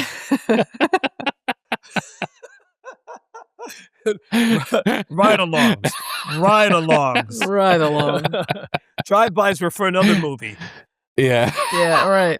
So, yeah, do as many ride-alongs as I can and of course, going to the range and just hanging out, like I said, in the squad room. And Joe Genchi, he's my guy. Yeah, a couple of the other actors have in some ways applauded, but also were disgruntled by the fact that the writers often brought in plot points that were similar to the actors' real lives. And so I did not know that. I mean, in the show, obviously, you're having a custody battle and you have a son. And apparently, at the time in your real life, there was some challenging relationship episodes for you in real life. Did that bother you? Did it inform the character more? Was it easier to perform that because you were going through it in real life, or was it also disconcerting to have to go to work and like act that out? I mean, I always wondered that. It's funny. I wasn't bothered. I wasn't bothered by it. I just remember going, how did they know? Like, how did they, it wasn't like this is social media back then or something where you're posting stuff or, and maybe they didn't. And I don't remember like talking so much about it. Maybe I did. I mean, Falsone was a talker, so I might have been in that mindset of like just, but I don't remember talking too much about it. But that's the amazing thing about like David Simon and Tom Fontana and all the writers there. They are listening. They're aware. They're just constantly thinking. I remember when I was like David Simon, you talk to David Simon and you have a small window for his attention. Really, you kind of have a small window. He's there and he's looking at you, and it's not in a bad way. It's the window's small because you could see him going into thinking mode and creating mode, and you're like, okay, I think he just wrote 5 episodes, so I better walk away. I don't know what he just did in his head, but he just wrote like a whole season or something. Yeah. So yeah, I mean, it's amazing. And Eric Overmyer as well, same way. Same thing. You're talking to them, and he's there, and all of a sudden it's like I should just leave now because they're creating right now. But I think they're so aware, and the thing about them is they love bringing in real situations, things that people can relate to, things that people can understand. And so, I just remember going, wow, this is a lot like what I'm going through. How the heck did they get this in here? But it's in here. I guess I got to play it. I got to do it, and so it didn't bother me. I just remember I was always kind of like, wow, how did they know? Is there someone following me? They have me mic'd or something? And that was another situation where even in that storyline, that subplot of you and your life, that you and your ex did not like each other. I mean, I think at some point in one of the scripts you say we hate each other. But then through the custody battle, you actually come to a respect and an understanding for each other. So it really was cool where everybody got growth pretty much in that show. Everybody got character challenges that made them learn something about themselves or change. I mean, look at Kyle. I mean, Kyle ends up by the end, you think he's like a murderer by the end of the end of the 7th season. Yeah, he went through so much. Yeah. Talk about his ups and downs, and Kyle's such a good actor. He's such a good actor. My gosh. A great cast. And you came in the middle while there were still people. The original cast, much of the original cast was still there, except for like John Polito and Ned Beatty, but obviously Andre was still there. But then the new cast started coming in. Callie, I think, came in right before you, and then Michael Michelle came in. And then Isabella came back for your first episode. Isabella comes back from Paris for that, the Beau Felton murder 2-parter.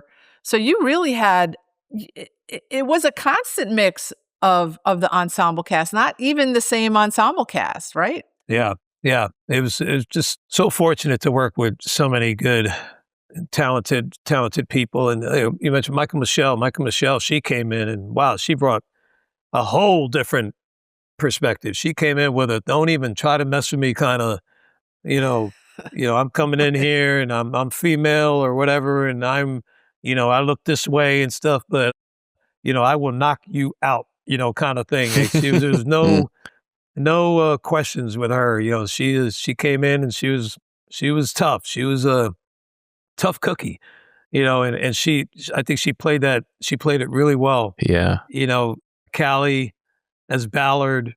She could be tough if she needed to be, but she was more, maybe a little more prim, kind of. I don't know if that's the right word, but she was, she could be very girly, but also be very, get the job done and very, very smart. And, so everybody had so many different things, and it was such a unique unit and such a unique show. There was nothing really like it before that, and I think it kind of set the precedent for other shows, and it was kind of like the benchmark for shows after that. Just so unique, different individuals, very diverse, just really authentic and gritty, and just, it was just amazing. Yeah, it was. Do you have any memories of the movie? Because obviously some of the original cast came back for the movie. I don't know if you had a chance to interact with anyone like John Polito or Daniel Baldwin or anybody like that. Yeah, that was pretty wild. And Ned Beatty, that was so great. I remember at the time, I don't know how long after I had already finished Homicide it was that, we came back to do the movie. I was working on something else. This is when I was a lot younger, just kind of going from job to job, maybe not taking it in as much as I wish I did, the different jobs, but I was kind of just going from job to job, and I was working on some other job at the time in Canada. And so I had to come down to film the scenes for Homicide, the movie, and go back. So that's why I had that look. I had a certain look in the movie. I think you did. You were more coiffed at that point. Yeah, you had the goatee. A bigger goatee, and I think I had blonde highlights in my hair, but so they darkened it, like they darkened it for Homicide, but it couldn't be permanent because I had to go back to the other thing I was doing and have the blonde highlights. But yeah, so I just thought it was so great to come back and see everybody and work with everyone again. And it was pretty wild. And Giancarlo Esposito, and he was very heavy in that because of the Yaphet being killed, or his character being killed. Spoiler alert! Yeah. Oh no! But he's so terrific when he came on the show. That's another person that came on the show. Yeah, Giancarlo. Yeah. After you, who was just he amazing. Came in with so much that his having to prove himself, and that he's his own man. So good. So that was such a great cast, just incredible cast. Yeah, I was just thinking of him going off to do Breaking Bad as Gus Fring. I mean, what a character. Before that, all the Spike Lee movies. And the Spike Lee movies, yeah. In The Mandalorian. He's in The Mandalorian as well, yeah. Oh, yes, oh, really? He is, yeah. I haven't seen that. Yeah, no, really cool, really cool. Spoiler! Yes. Watch out. So, many people we've interviewed have said that Homicide was like one of the best experiences of their career. I mean, where does Homicide fit for you in your career? How do you feel about it when you look back on the show? Yeah, it's definitely up there. It's up there. Yeah, it was the first. That was the first network show that I did. I believe as a regular. I think so. I mean, I guest starred, I think, on a bunch of shows before that, but as a regular, that was my first network show. So, the experience I got from that was just incredible and has stayed with me to this day. And I learned so much, and being able to learn and work with so many great actors on the show just enhanced me and gave me stuff to be able to put in my toolbox. So it was an incredible time. It was such a unique show, and I tried to enjoy it as much as I could, with things that are going on in my own life. And, you always look back, could I have been involved a little more and just really, really understanding where I'm at? Because the truth is, as you know, in life, you don't really understand the significant moments that are happening in your life until later, when you look back. If only you could really, really recognize it as it's happening. That's where the magic is at, if you can. And so true. So there was some of that I was able to recognize, but looking back, it's just, wow, that was such a momentous time. So it's definitely up there. Yeah, I think we recognized at the time how much fun it was and how different it was. But over the course of the years, seeing not many things hold a candle to it as far as network series television, you really look back and go, "Wow, we really pulled something off." But I think we also really appreciated, like, you could not ignore the talent, on camera and the talent behind the camera. I mean, I think we knew that at the time too. But yeah, I think it's really sinking in now when you look at it. Yeah, you miss, for a long time. We had talked about have you experienced the Shvanking and that type of camera style, and everything on other shows, and I never did, and you miss it because you sometimes you work on some other shows, and it doesn't mean the other shows aren't good as well, but there's just different ways they go about it, and you might need to stick solidly to certain words or paragraphs, and sometimes they on other shows, they already have, before you walk in to rehearse, they already have it choreographed as to where they want you to stand, where they want you to deliver your line or move here, move there, which, as an actor, our job, I look at it like my job is to, the director has his lane, writer has his lane, sound has his, everyone has their own lane. And my lane as an actor is to take the words, take the direction, and try to make it work as best as I can, and trust that they're getting what they want and they're seeing what they want, and it's a team effort, right? But we each have a thing to do. So what I missed was just the looseness of when we'd be filming to just do something, off the cuff. You might want to grab something off of a desk, a statue, and hold it in your hand, or maybe delivered a line with an added something to it, or even just anything. And on Homicide, you had the freedom to really do that, and that might be a Tom Fontana stable, kind of thing, because on Oz, it was the same kind of thing. I've had the great fortune of working with him on a few things, and we did a pilot actually that ended up not going, but it was called Ocean Drive or Good Guys, Bad Guys, something like that. But, it's just the looseness of being able to just be organic and just let what happens, what you feel in a moment. I never really felt that again on any other show. Right. I was never on, I don't think, any other show where there were no marks for the actors. Every once in a while, we do one for Yaphet. Yaphet would say, I need a mark here. But generally, you guys had the freedom to actually do the scene differently, because the scene is blocked, but there's light everywhere for you to work within. So you didn't have to hit a mark to hit your key light, or your side light, your back light, whatever. But yeah, just that, no marks, I think, was an amazing. Yeah. Like, sort of a crazy, amazing thing. Have you had a chance to revisit the show, especially since they restored it? I don't know if you have any sort of thoughts on what the show looks like now and so on. I haven't seen the show in a long time. Yeah, I haven't seen it in a long time. I saw that, I think recently, it's on Netflix now, I think. It's on Peacock. Peacock, yeah. Is it? Which is what the major digital restoration is. And, Chris, I never looked to see if it's also on Tubi and now also on Charge TV. Oh, okay. And I'm assuming, but maybe, do they also have the digital restoration? Are they all? I would assume they do. You would assume they would sort of have to, but in any case, it's out there in a number of places now where it literally never was before, except on DVD. In widescreen, 16:9. So it's, Well, that's great. It's a show that, like, as we mentioned, David Simon wrote his book.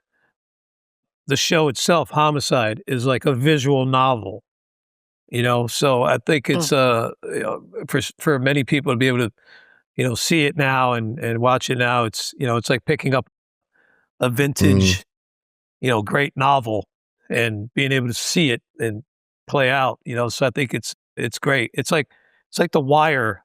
My son and I started rewatching The Wire, because he was much younger, so now he's watching it now. So I might have to have him watch Homicide. You should. Yeah, so he thinks about Homicide. Yeah, he can see himself in the pictures and some of the episodes. Exactly. Will he be wanting royalties at that point? Though? He's like, there I am. Right. So where's my coin? Yeah. Well, at least I hope he gets an IMDb credit for that. But right. Yes. Now I do have a random question, it's a bit left field, about Baltimore itself. So Baltimore's obviously famous for food, and I was wondering if you had any like food memories or memories of particular places you used to like to hang out in your spare time in Baltimore, because it is quite the place. Oh my gosh. Well, let's see. Right across the street from where we would film was Patrick's, right? Is it Pat? Yeah. Cooper's. It was owned by Patrick. Owned by Patrick. That's it, owned right. by Patrick, Cooper's right. owned by Patrick. That was a staple. That's where we would go and hang out all the time. I was probably hung out there a little too much. Yeah. It's a good place. I had some nights there. But I remember going there and the food, I would have, my big thing was potato. He had potato skins or pieces of like potato with the bacon on top and the cheese. Ooh. Yeah. It tastes skins. Oh my gosh. Yes. That and some beer in there. Oh man. Nice. That was the spot. It's a good thing I was working out.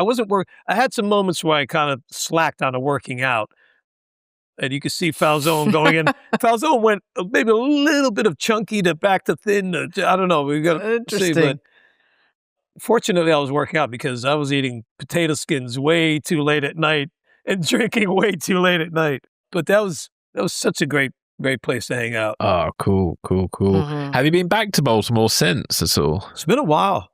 Because the murder board's in Cooper's now. It's in Cooper's. One of them. Or one of them, yeah. Allegedly there's more than one, but yes, yeah. If you go to Cooper's at some point, it's on the stairwell. Yeah. Oh, wow. But we realized, Chris realized, because Kellerman's name is up top among the detectives, that it would have been from later seasons. And then Sunil, who was Tom Fontana's assistant in New York, said there's one in New York. So we're sort of trying to nail down, like, where are the original ones? Was there a different one every season? Are there more flying around out there? Or was it just those two? Oh, wow. But yeah, it's still there. Props guys think there was just one, but I suspect it came from Fallen Heroes when the shootout happened in the squad room, and then for whatever reason it was taken out. But I don't know for sure. But it's there. If you go up the stairs, it's there. Oh, wow. I owe a chip. So I have a question for you. I have a random question for you.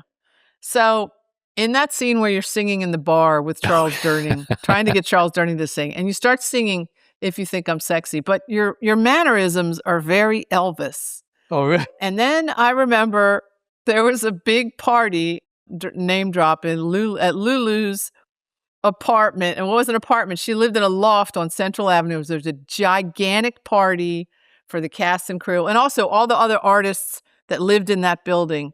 And you came as Elvis, the older Elvis, with the blue jumpsuit and the cape. Oh, that's brilliant. Going around doing all the Elvis poses. I came as fat Elvis. I don't think you patted yourself. Yeah, it was the later Elvis, but I don't think you patted yourself up. So do you have an Elvis? Are you an Elvis fan? Fixation? I'm a huge Elvis fan. Huge Elvis fan. The reason why I'm a big Elvis fan is because my dad, he's a big Elvis fan. And to this day, my dad still, with the hair he has, he wears it like Elvis. Nice. But when I remember as a kid, I think I was like 6 years old when Elvis died. And I remember seeing it on a TV. 1976. It was 77, I think it was. And I was 6 years old. And I remember seeing it on the TV, like, it was, everything was just reporting about Elvis. And I only knew who Elvis was because of my dad. So it's not like I even know he was a singer. And when my dad came home, I went running to my dad, going, Dad, Elvis died. And my dad was really sad. And, just like, he's like, I know. So that's why I'm a big Elvis fan. And recently I went to Graceland for the first time with my son. Oh, yeah. That was just an amazing trip. But yeah, so that party that you're talking about, that's right. I went, I don't know if I should say. Did you rent the costume or to get wardrobe to get it for you? It was my friend's costume that he had. His Halloween costume. He let me borrow it. Because it was a Halloween party. Yeah, and he's a diehard Elvis fan. He was like, you better bring this back to me, not ripped, no stains, no whatever. And honestly, I don't know if I did that, but Yeah, that was a hell of a party. I wouldn't be surprised if it was ripped and stained and many other things. This is back in the day, so I might have been under the influence of something. I'm not going to say exactly what, but I might have been under the influence of something, which gave me the ability to do such a great Elvis performance. Absolutely. All night. And I just remember, I think, didn't I win like third place or something? It was a contest. I took like third place. Was there a contest? It was a contest. But it sounds like you should have won first place. But did the Viking win? My brother, who was 6'7", dressed up as a Viking and then had 3-inch lips. So he was like 7 feet tall. So I forgot there was a. It was a contest. I took third place. Who won this contest? I wonder who. Probably my brother won every. I think it was the Viking. Yeah. Yeah, he won literally every costume contest. Oh, he won. wow. I mean, he won a hearse. He won trips to Acapulco. He won trips. I mean, it was amazing. That was so much fun. He was scary. I think in that scene, that's funny. when I was singing, I probably added that Elvis little thing to it. You had the Elvis moves going on, and it just it triggered that memory for me, which is funny. Yeah, Charles Durning looked very shocked in that scene. I mean, I don't know how much that was acting and how much that was real, but it was. I think what he was thinking was, "Can this scene be over, please? Can it be over, please?" Were you wanting more takes? Stop dancing. Yeah, just one more. That's a great episode. It is. Finnegan's Wake. Yeah, get your son to watch. Start with the episode that you started on, because that is a great intro to your character. It's just a great, and it's also that 2-parter with Bo's murder is just the great. This is great homicide. Yeah. Are there any other things you want to talk about that's important to you at all? I'm just working on things. Things are different now. I'm kind of just looking for projects now that I really feel passionate about. Just things that I really want to just get into. And years ago which not a bad thing. I was kind of going from job to job to job to job. Now I'm just, I'm at a point now where fortunately, I want to just be able to do the things I really, really want to do and just focus on that. But I've been so fortunate to work with, what's like 35 years now, to have gone from a kid standing on a line, a cattle call in New York, not even knowing I'm going to have a career in acting, to 35 years later, and all the people that I was fortunately to work with, directors, writers, producers, crew, actors. I've been really, really, really, truly fortunate, and, so I'm just so thankful for that. And your mom was right. She was. Everybody listen to your mothers. They're often right. Exactly. Yes, she was. Fantastic. Well, no, Jon, thank you so much. Cool. Is there anything else? That was really fun. Anything else you want to add about Homicide or anything before we wrap up? Or are you happy? Because I think we've covered a lot there. It's been really great. Yeah. Not just Homicide was such an amazing time. It was such a great show to be a part of. I know we were hoping for another season. I remember, didn't we have like a fundraiser where we were all I think I played the piano and I don't know what I did. Oh my gosh. But I think we had was there one at Center Stage? You mean the one they had at Center Stage? Yeah, wasn't it like a talent show? Yes. What? Yeah. See, and I think I missed that. Yeah, it was like a talent show where each one had to do something. Yes. I don't know how I missed that. I swear I could play a lot better than I actually could. And I played or I sang something, I don't know, and everybody did something. Someone did a magic show, maybe Belzer did comedy, I don't know, something. And I think it was to I don't know if it was a fundraiser or something like that, but it might have been for just a local. Maybe that was a local fundraiser. It's called like a night with Homicide or something. And whether I don't remember it or whether I just wasn't there, I don't. But I know it. You're right. It happened for sure, and it was at Center Stage uptown. Because I remember at that fundraiser, we were all just talking, like the cast, and I think Tony Lewis, and I and Callie were talking about, we might get another season, or we're hoping for another season, or there was a potential there was going to be at one moment it seemed like there was going to be an 8th season, I think. Wow. We never knew. But it did season to happen, season, you know, it was- and so yeah. it would have been interesting to see, you know, at least with another season, what would have happened. But I think, look, seven seasons of such a intricate show with such Yeah. detail and grit and drama and just fun and you know, it was just mixed with so many different things. It was such a great show to be a part of. So, yeah. Yeah. Yeah, fantastic. Cool. Cool. Well, thank you, Yes, John. thank you. Thank you so much. It's been awesome. That was fun. That was really fun. Thank you so much for spending so much time with us. You got it. You got it. Thanks for having me.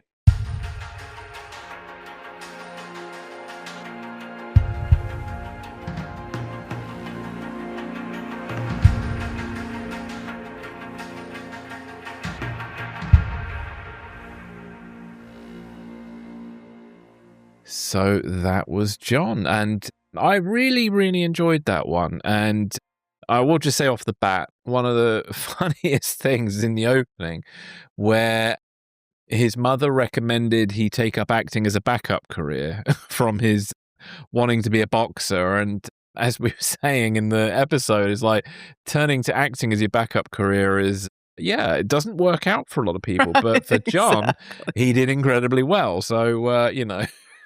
So Yeah, thank you to his mother. Let me pick the film industry as a backup plan. Yeah. Yeah, not a lot of parents would go there, but No. you know, kudos to mom. I love moms that are, you know, supportive and recognize those things in their kids. And once again, I'll say it as I have said a million times, love the origin story and how often things hinge on one tiny thing. And it's not a tiny thing. If he had won the New Jersey Golden Gloves boxing competition, he would have probably gone into a career in boxing. Unfortunately, he was a very successful fighter, but it was interesting that he said he didn't really think of himself that way because he lost the Golden Gloves competition. Yeah. But he did have acting, ends up with acting Yeah. to fall back on and became obviously very successful and prolific in his work. He's had an amazing career. He did so many things. I mean, I remember you off air, we were talking about the Pacific, because that's a big World War II show. And he did that after Homicide, didn't he, I think? Yeah. Yes. Yeah. And then he talked a bit about when we were chatting about Charles Durning, because Charles Durning was a World War II veteran. And, you know, and they obviously sort of bonded over that topic. So, yeah, really interesting. And when you think about some of the early things he did, like Selena, which is a highly regarded film, he was very young when he did that. Yeah, and it's like the breakout for Jennifer Lopez, I think, that film, if I remember correctly. Yeah. And then Primal Fear, which was also a big film with Richard Gere and with Andre, to have worked with Andre prior to Homicide. Just really a really interesting career path for him, for sure. And, you know, kudos that he didn't pick boxing. Or that the boxing didn't pick him, I guess, is more the way it goes. Yeah. But yeah, it also, one thing that struck me while he was talking was how much he appreciated at the time, but also appreciates even more now, the caliber of the talent on the show. Not just the actors, but the writing, producing, the crew, everybody. And also, I loved his comments about Baltimore being a star, being a character, and other actors have mentioned that, and the creators have mentioned that Baltimore was just a terrific, not just a backdrop, but a terrific character in the show, really part of the real essence of the show. And he really appreciated that at the time. Also just enjoyed his thinking back to his first scene when he's introduced to the show, his first scene with Melissa. Yeah. Such a good scene. Really funny stuff. And how so that bottle opening he does with his teeth might well have been improvised. He couldn't quite remember. He thinks it was improvised, and also apparently because it was irritating Melissa Leo getting a reaction out of it, they thought that this is definitely the way to approach that scene. Right, because he was as far as the actors go, he was irritating the character, Yeah. irritating her character as well. Indeed. And obviously for his character as well, he had a very strong entrance, bit like we were saying with Tony Lewis as well. They had to hold their own against these sort of very formidable established characters. And, John mentioned how like Falsone was not entering the squad as a rookie like Carl Siegel's character, but as another experienced sort of alpha detective who was transferring over from being the head of the auto squad into homicide. So it kind of gave him a real energy. And obviously then in season 6, he goes toe-to-toe with Kellerman over the Luther Mahoney shooting. And that really becomes the kind of big crux of season 6, really, is the conflict between those two and where that leads to at the end of season 6. Yeah, and that conflict was really interesting because I think I was trying to push him into saying, and he did a little bit, but into saying how intimidating Yaphet was or how intimidating it was to act against Andre.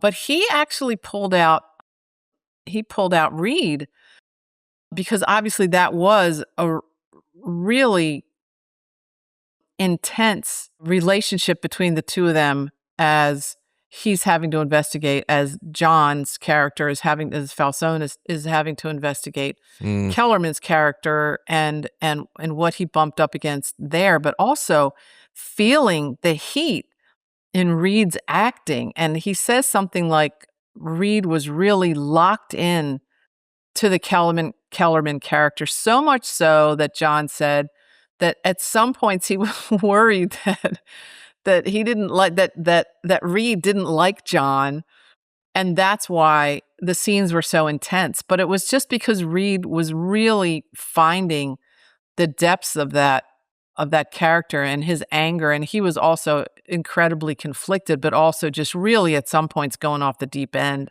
Yeah, that's a very dark defending season himself. For Kellerman, that's Yes. a very dark season because in his eyes, everybody sort of turned their back on him, and he sort of slowly, just sort of goes down this very dark path. I always remember there's a scene, I can't remember which episode it is, where he poses next to a dead body as the crime scene photographer kind of taking pictures, and he gets a kind of snap for his own records. And I always remember that as like the pivotal moment of Kellerman's sort of darkness. Yeah, and the other thing that's so complex about that whole storyline is that obviously everybody that's watched the show over time knows just what a heinous character Luther Mahoney was and how many people his organization had killed. So it's understandable why Kellerman would think, even though Luther had the gun down, why Kellerman would really feel in his gut and his heart that was a good shooting. Because, he had just beat up Lewis and taken his gun and had caused like havoc in Baltimore, killing off the people that he thought, had brought in the fake drugs. And you could understand why just that one gesture, he's got the gun up, he's got it down.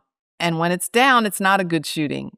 Nevertheless, what came behind that, you sort of understand why Kellerman felt that way, why he felt it was a good shooting. Yeah. And it's interesting as well, just thinking about the story. There's a sort of slight hypocrisy with Lewis because later in that season when Lewis gets suspended, it's kind of hinted at that he's going around killing off Mahoney's men. It's never explicitly said, but it's kind of implied, yet Lewis has a real problem with Kellerman. And I'm like, I find that quite complicated. Yeah, and they never sort of explain, like, were there some machinations that Lewis is doing behind the scenes, that Meldrick's doing behind the scenes to have those murders occur? Or is he actually tracking and assassinating people? It's never made clear. Yeah, we have to have Tom back on again and ask him, like, what were their thoughts? Or was it ambiguous to them and they wanted it ambiguous to the audience? Yeah, I'd love to know more about that. Yeah, lots of that which made so many of the characters and the storylines really interesting because there was almost, and there certainly were pat endings to something, but there was almost nothing pat in the storylines in this show. Well, everybody, even when they were wrong, they had an element where they were right. And that's what made it so interesting. Mm-hmm. And life me now. I've got this point where I've listened to so many interviews, done so many interviews. I can't remember who said it, but somebody either said this about homicide or about something else. But compelling drama sometimes is really interesting when everybody has a point, rather than like which has become more popular, where it's sort of become this thing where a certain person's right and everybody else is sort of wrong. And there's a lot more of that in writing these days. And I think what makes homicide so interesting is like everybody, even when they're wrong, has an element of, truth about what they're saying. And that's what makes it so difficult sometimes. Yeah, and I think some of the storylines that hit the racial and social issues, where there are people on both sides of the fence, and you understand where they're coming from. And Jon talked about that. Yeah. In the episode with Charles Durning, yeah. Right, with Charles Durning. What's the name of that episode? That is Finnegan's Wake. So yeah, in Finnegan's Wake. In Finnegan's Wake, where, the whole idea that he's supporting and sort of looking at the Charles Durning character as a father figure, and the relationship seems to be growing. And then Charles Durning, at the end, sort of, shows his racist colors and racist attitudes, not just about Black people, while Meldrick is in the room, who then chooses to leave, but then also about, he makes a really awful comment to Jon's character, Paul Falsone, at the very end. Of course, they'd all been drinking and everything, but Jon really tried to talk about, you don't want to excuse that. But I think the show was really good at showing like the humanity of Charles Durning's character, his frustration. He's getting old, he's got this young gun with him, and like, what are all these like ethnic people doing in the homicides unit when it was only Irish Catholics before, right? All the Irish cops, and how much things have changed, and that some people just can't absorb change well. And Jon addressed that in talking about how you could understand the complexity of that character, even though those comments were wrong. There was more depth. There was more depth there. And a sadness to it as well, because obviously Falsone was sort of respected that older detective, and to some extent still sort of did, because later on, when there's this thing about the press conference and whether he should be invited or not, and Falsone says, he earned, it was his case, he should do it, or something to that effect. But it's a very sad scene, because it's in that moment when Charles Durning's character kind of turns on Falsone. It's a little bit tragic in some ways. It's sad when somebody you admire or respect then says something terrible. You're like, oh my goodness, that's completely changed how I feel about you now. And I've been in situations like that with people sometimes. You're like, oh my goodness, why? Jaw-dropping moments. And it's right? sort of where you can't undo it in some ways. It's painful. And very real, very real. I've had that with family members, just being transparent, and you're just like, wow. Yes. It's difficult, isn't it? Because understand, like I was saying earlier, everybody sort of has their reason. I think I put it as everybody is right in some ways. So maybe that's the wrong way to put it, but everybody has a sort of point of view, and they're coming from somewhere, and it's good to understand it. But it's difficult when it crosses over into like territory of racial hatred or gender hatred or whatever. That how do we deal with that? And when it becomes personal, right? Yeah, and there's no there's no satisfactory answers to that, really. There are some answers that but it's complicated, isn't it? And I think the way Jon described it was very interesting. Yeah, I think there was a ton of things behind those comments, especially the comment to Jon that you can sort of think about. And once again, and Jon was very clear at saying this a couple times, not an excuse. No. But those racial comments from Charles Durning, especially the one to Jon, were not about Jon, right? They're not about Jon. They're all about what Charles Durning's character is experiencing in reliving being a detective, and reliving being a young detective, and reliving this murder, and reliving and then facing all of the changes that he's not a part of, and facing what his present is, which is an old guy who can barely walk up the steps and barely get around, And so, some of it becomes that. It's about that person's internal anger, basically. Well, and also he's being confronted with an exception to the rule he's created for himself, because Falsone is a good detective, and I'm sure over the episode he respects him, but then he has this sort of generalization, this historical way of seeing things, which he's in an internal conflict about, because I've seen this in people, and like it's where they're not dealing with the person in front of them. Right. They're just dealing with this sort of generalization, and then suddenly they meet somebody who's the complete opposite of what the generalization is, and they suddenly see the human being in front of them, and people deal that in different ways. And I guess with Charles Durning's character, that's how his character sort of deals with it. But right, how dare you not fit my stereotype, right? Yeah. How dare you not be bad at what you do, or how dare you not be irresponsible, or how dare you not be whatever. Yeah, and throw some alcohol in the mix. Finally, yeah. Wait, what do you mean you're not that person? You're not that. Yeah, and a bit of homophobia too. There's that bit that we talk about, the dancing scene, which has this whole brilliant story about Elvis. But in that scene earlier as well, like Charles Durning's character's masculinity is suddenly threatened by Falsone doing that dance. And If You Call Me Sexy, whatever the song is, yes, so it's a Rod Stewart song, and the lyrics suddenly offend Charles Durning, and his masculinity is under threat. It's quite it's so many things going on in that scene. You got homophobia, racism. You got historical stuff. So many things going on. And Elvis. And Elvis. Who's always there. And it's always only around. Is that only like 3 to 5 minutes of the whole episode, isn't it? It's like so much goes on. And Steve Buscemi directing. Yeah, Steve Buscemi directing. Hello, Steve Buscemi. Anybody out there? I'm getting in touch with more people, and you are one of them. Yeah, if you're listening, we would love to have you on. We need to get him on. Yeah, if he's out there listening, or if anybody knows him who's listening. And also, it was interesting too. Many of the actors have commented on the freedom, the way the show was produced, gave to them.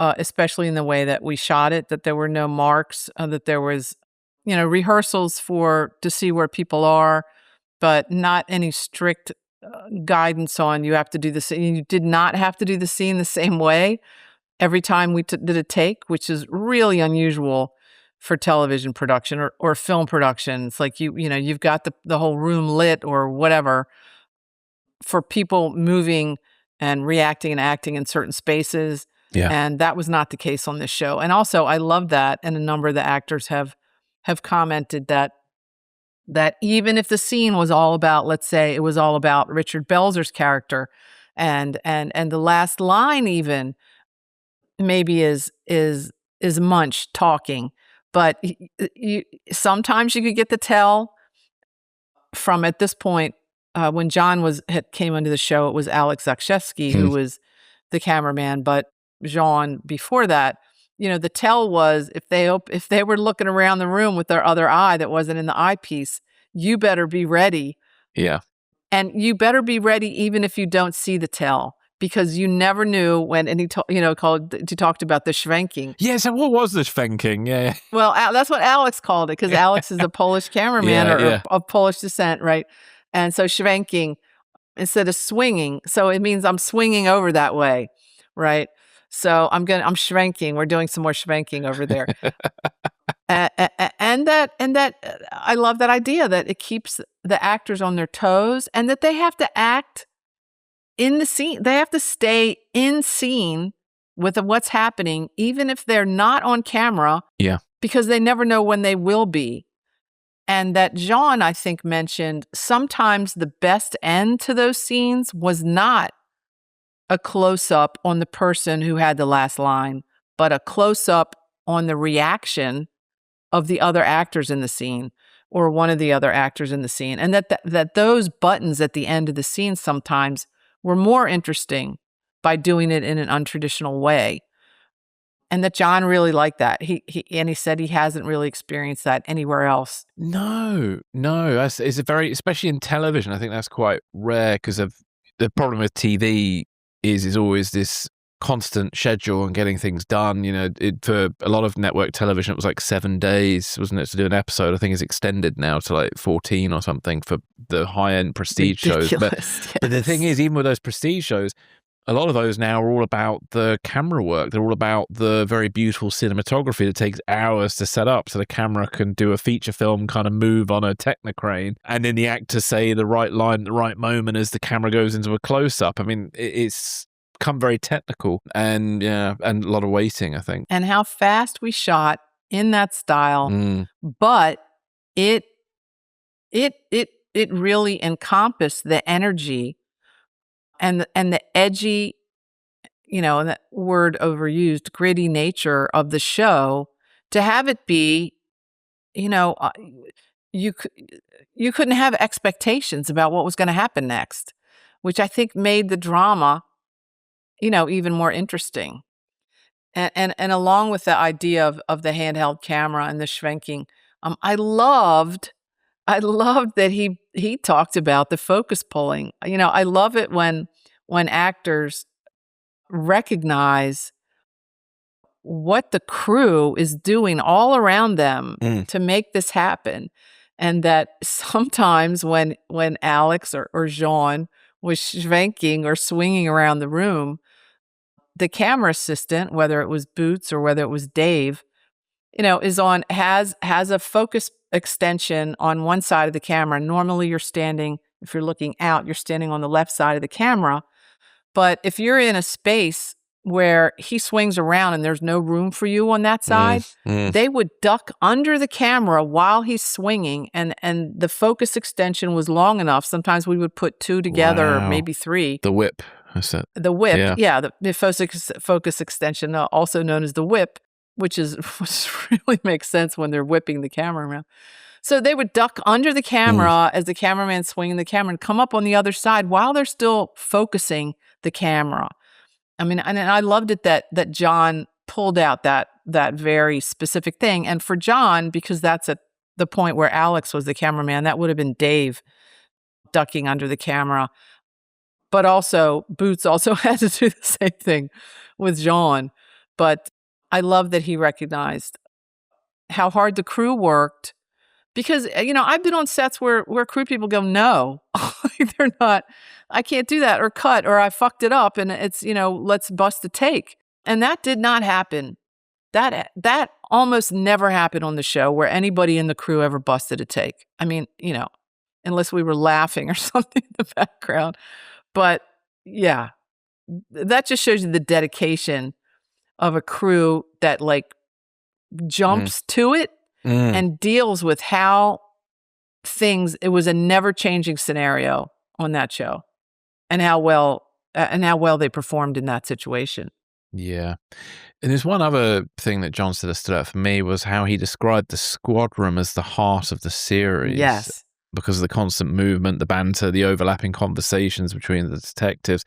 And he's spot on. It's so true. It really is the heart of the show. Yeah. And then after he said that, the heart of the show was the sets and working in the squad room. He said, but the biggest part of the show was Baltimore. And it was such a character in and of itself. It was the main character. I thought that was pretty cool. Yeah. And that all of that gave it a unique look. That all of those things together gave the show a look that I don't think, and I think he said that, has not been duplicated. No, because a lot of shows film somewhere else, faking to be somewhere else, Mm-hmm.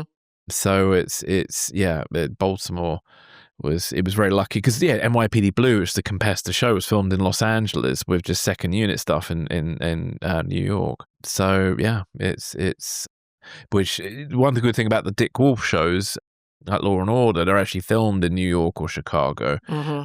So it's a very important thing, I think, if one can achieve that. But there we go. Yeah, and also fun that people are familiar with New York from seeing it in so many films and television shows. That people were not familiar with Baltimore as a location and as a very intimate location. I mean, we were not making anything pretty back then, and intimately going into any neighborhood, whether it was north of the city and where all the mansions are, or in West Baltimore where things are really tough. I also loved, that he mentioned more than once, like, were they following me around? How did they know that we didn't have social media then? How did they know what was going on in my life? A number of the actors have said, I think Danny mentioned it, a couple other people have mentioned, that they used things from the actors' lives in their characters'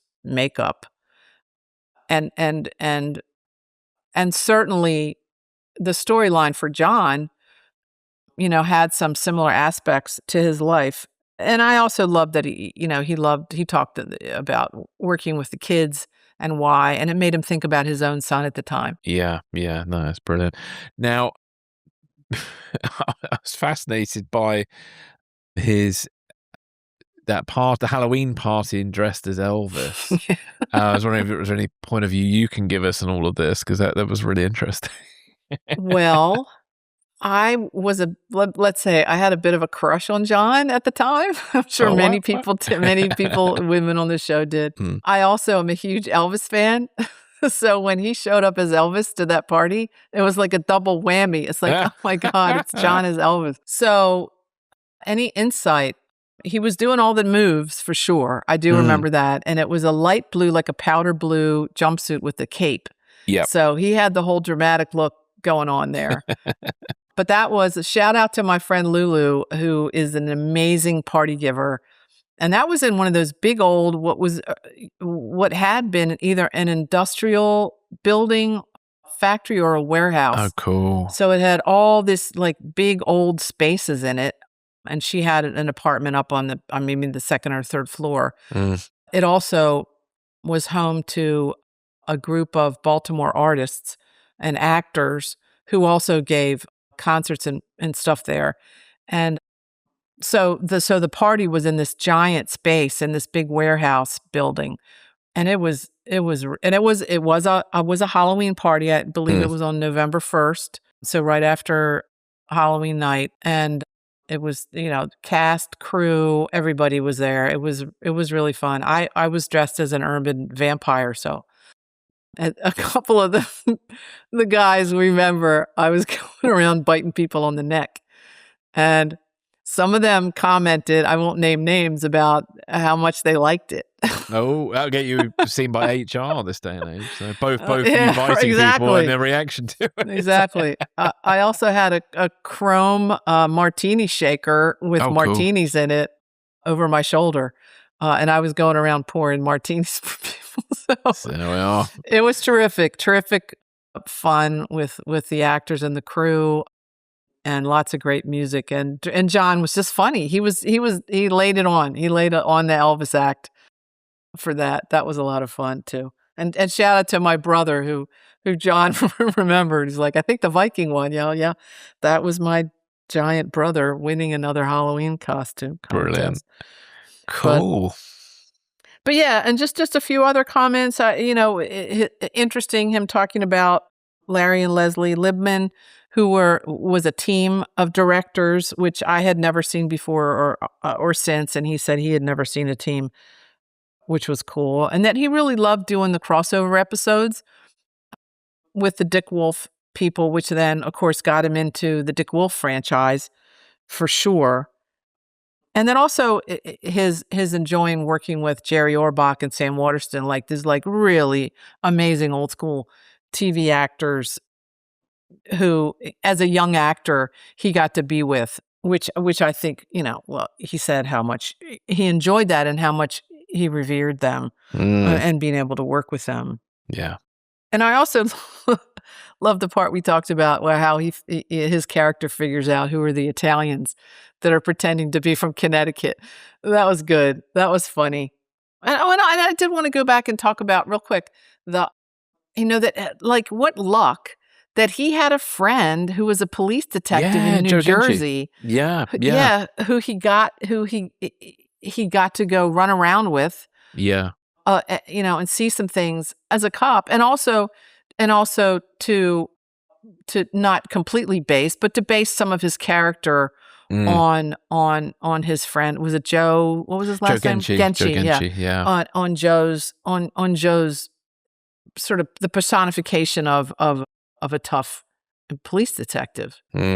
I thought that was cool. And what a great thing to have as a young actor, to have that a childhood friend who just happens to sort of fit into that slot for you. Yeah, very right? lucky. That's very cool. Very cool. And then the fun revelations about David Simon, talking to David Simon and then realizing his eyes go sort of funny and you realize he's like writing an entire season while he's talking to you.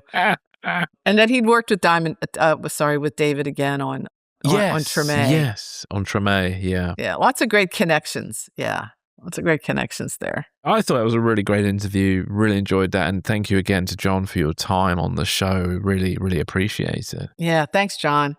Really terrific. Really fun and candid. And I think the thing I really love about doing these interviews is that how thoughtful people are.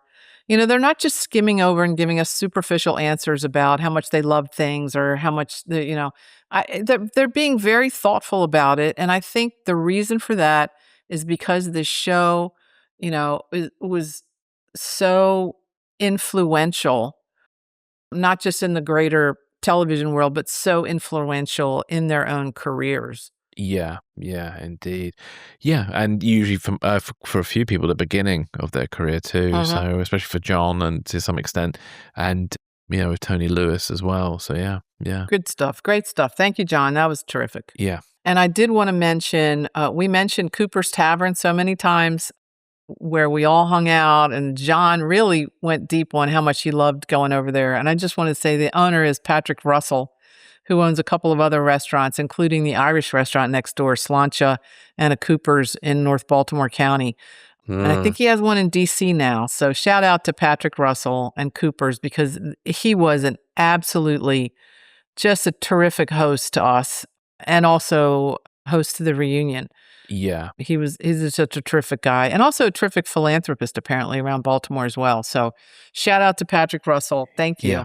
Yeah. Well, that is us done for this episode. So thank you very much, everybody, for listening. If you're still out there, thank you.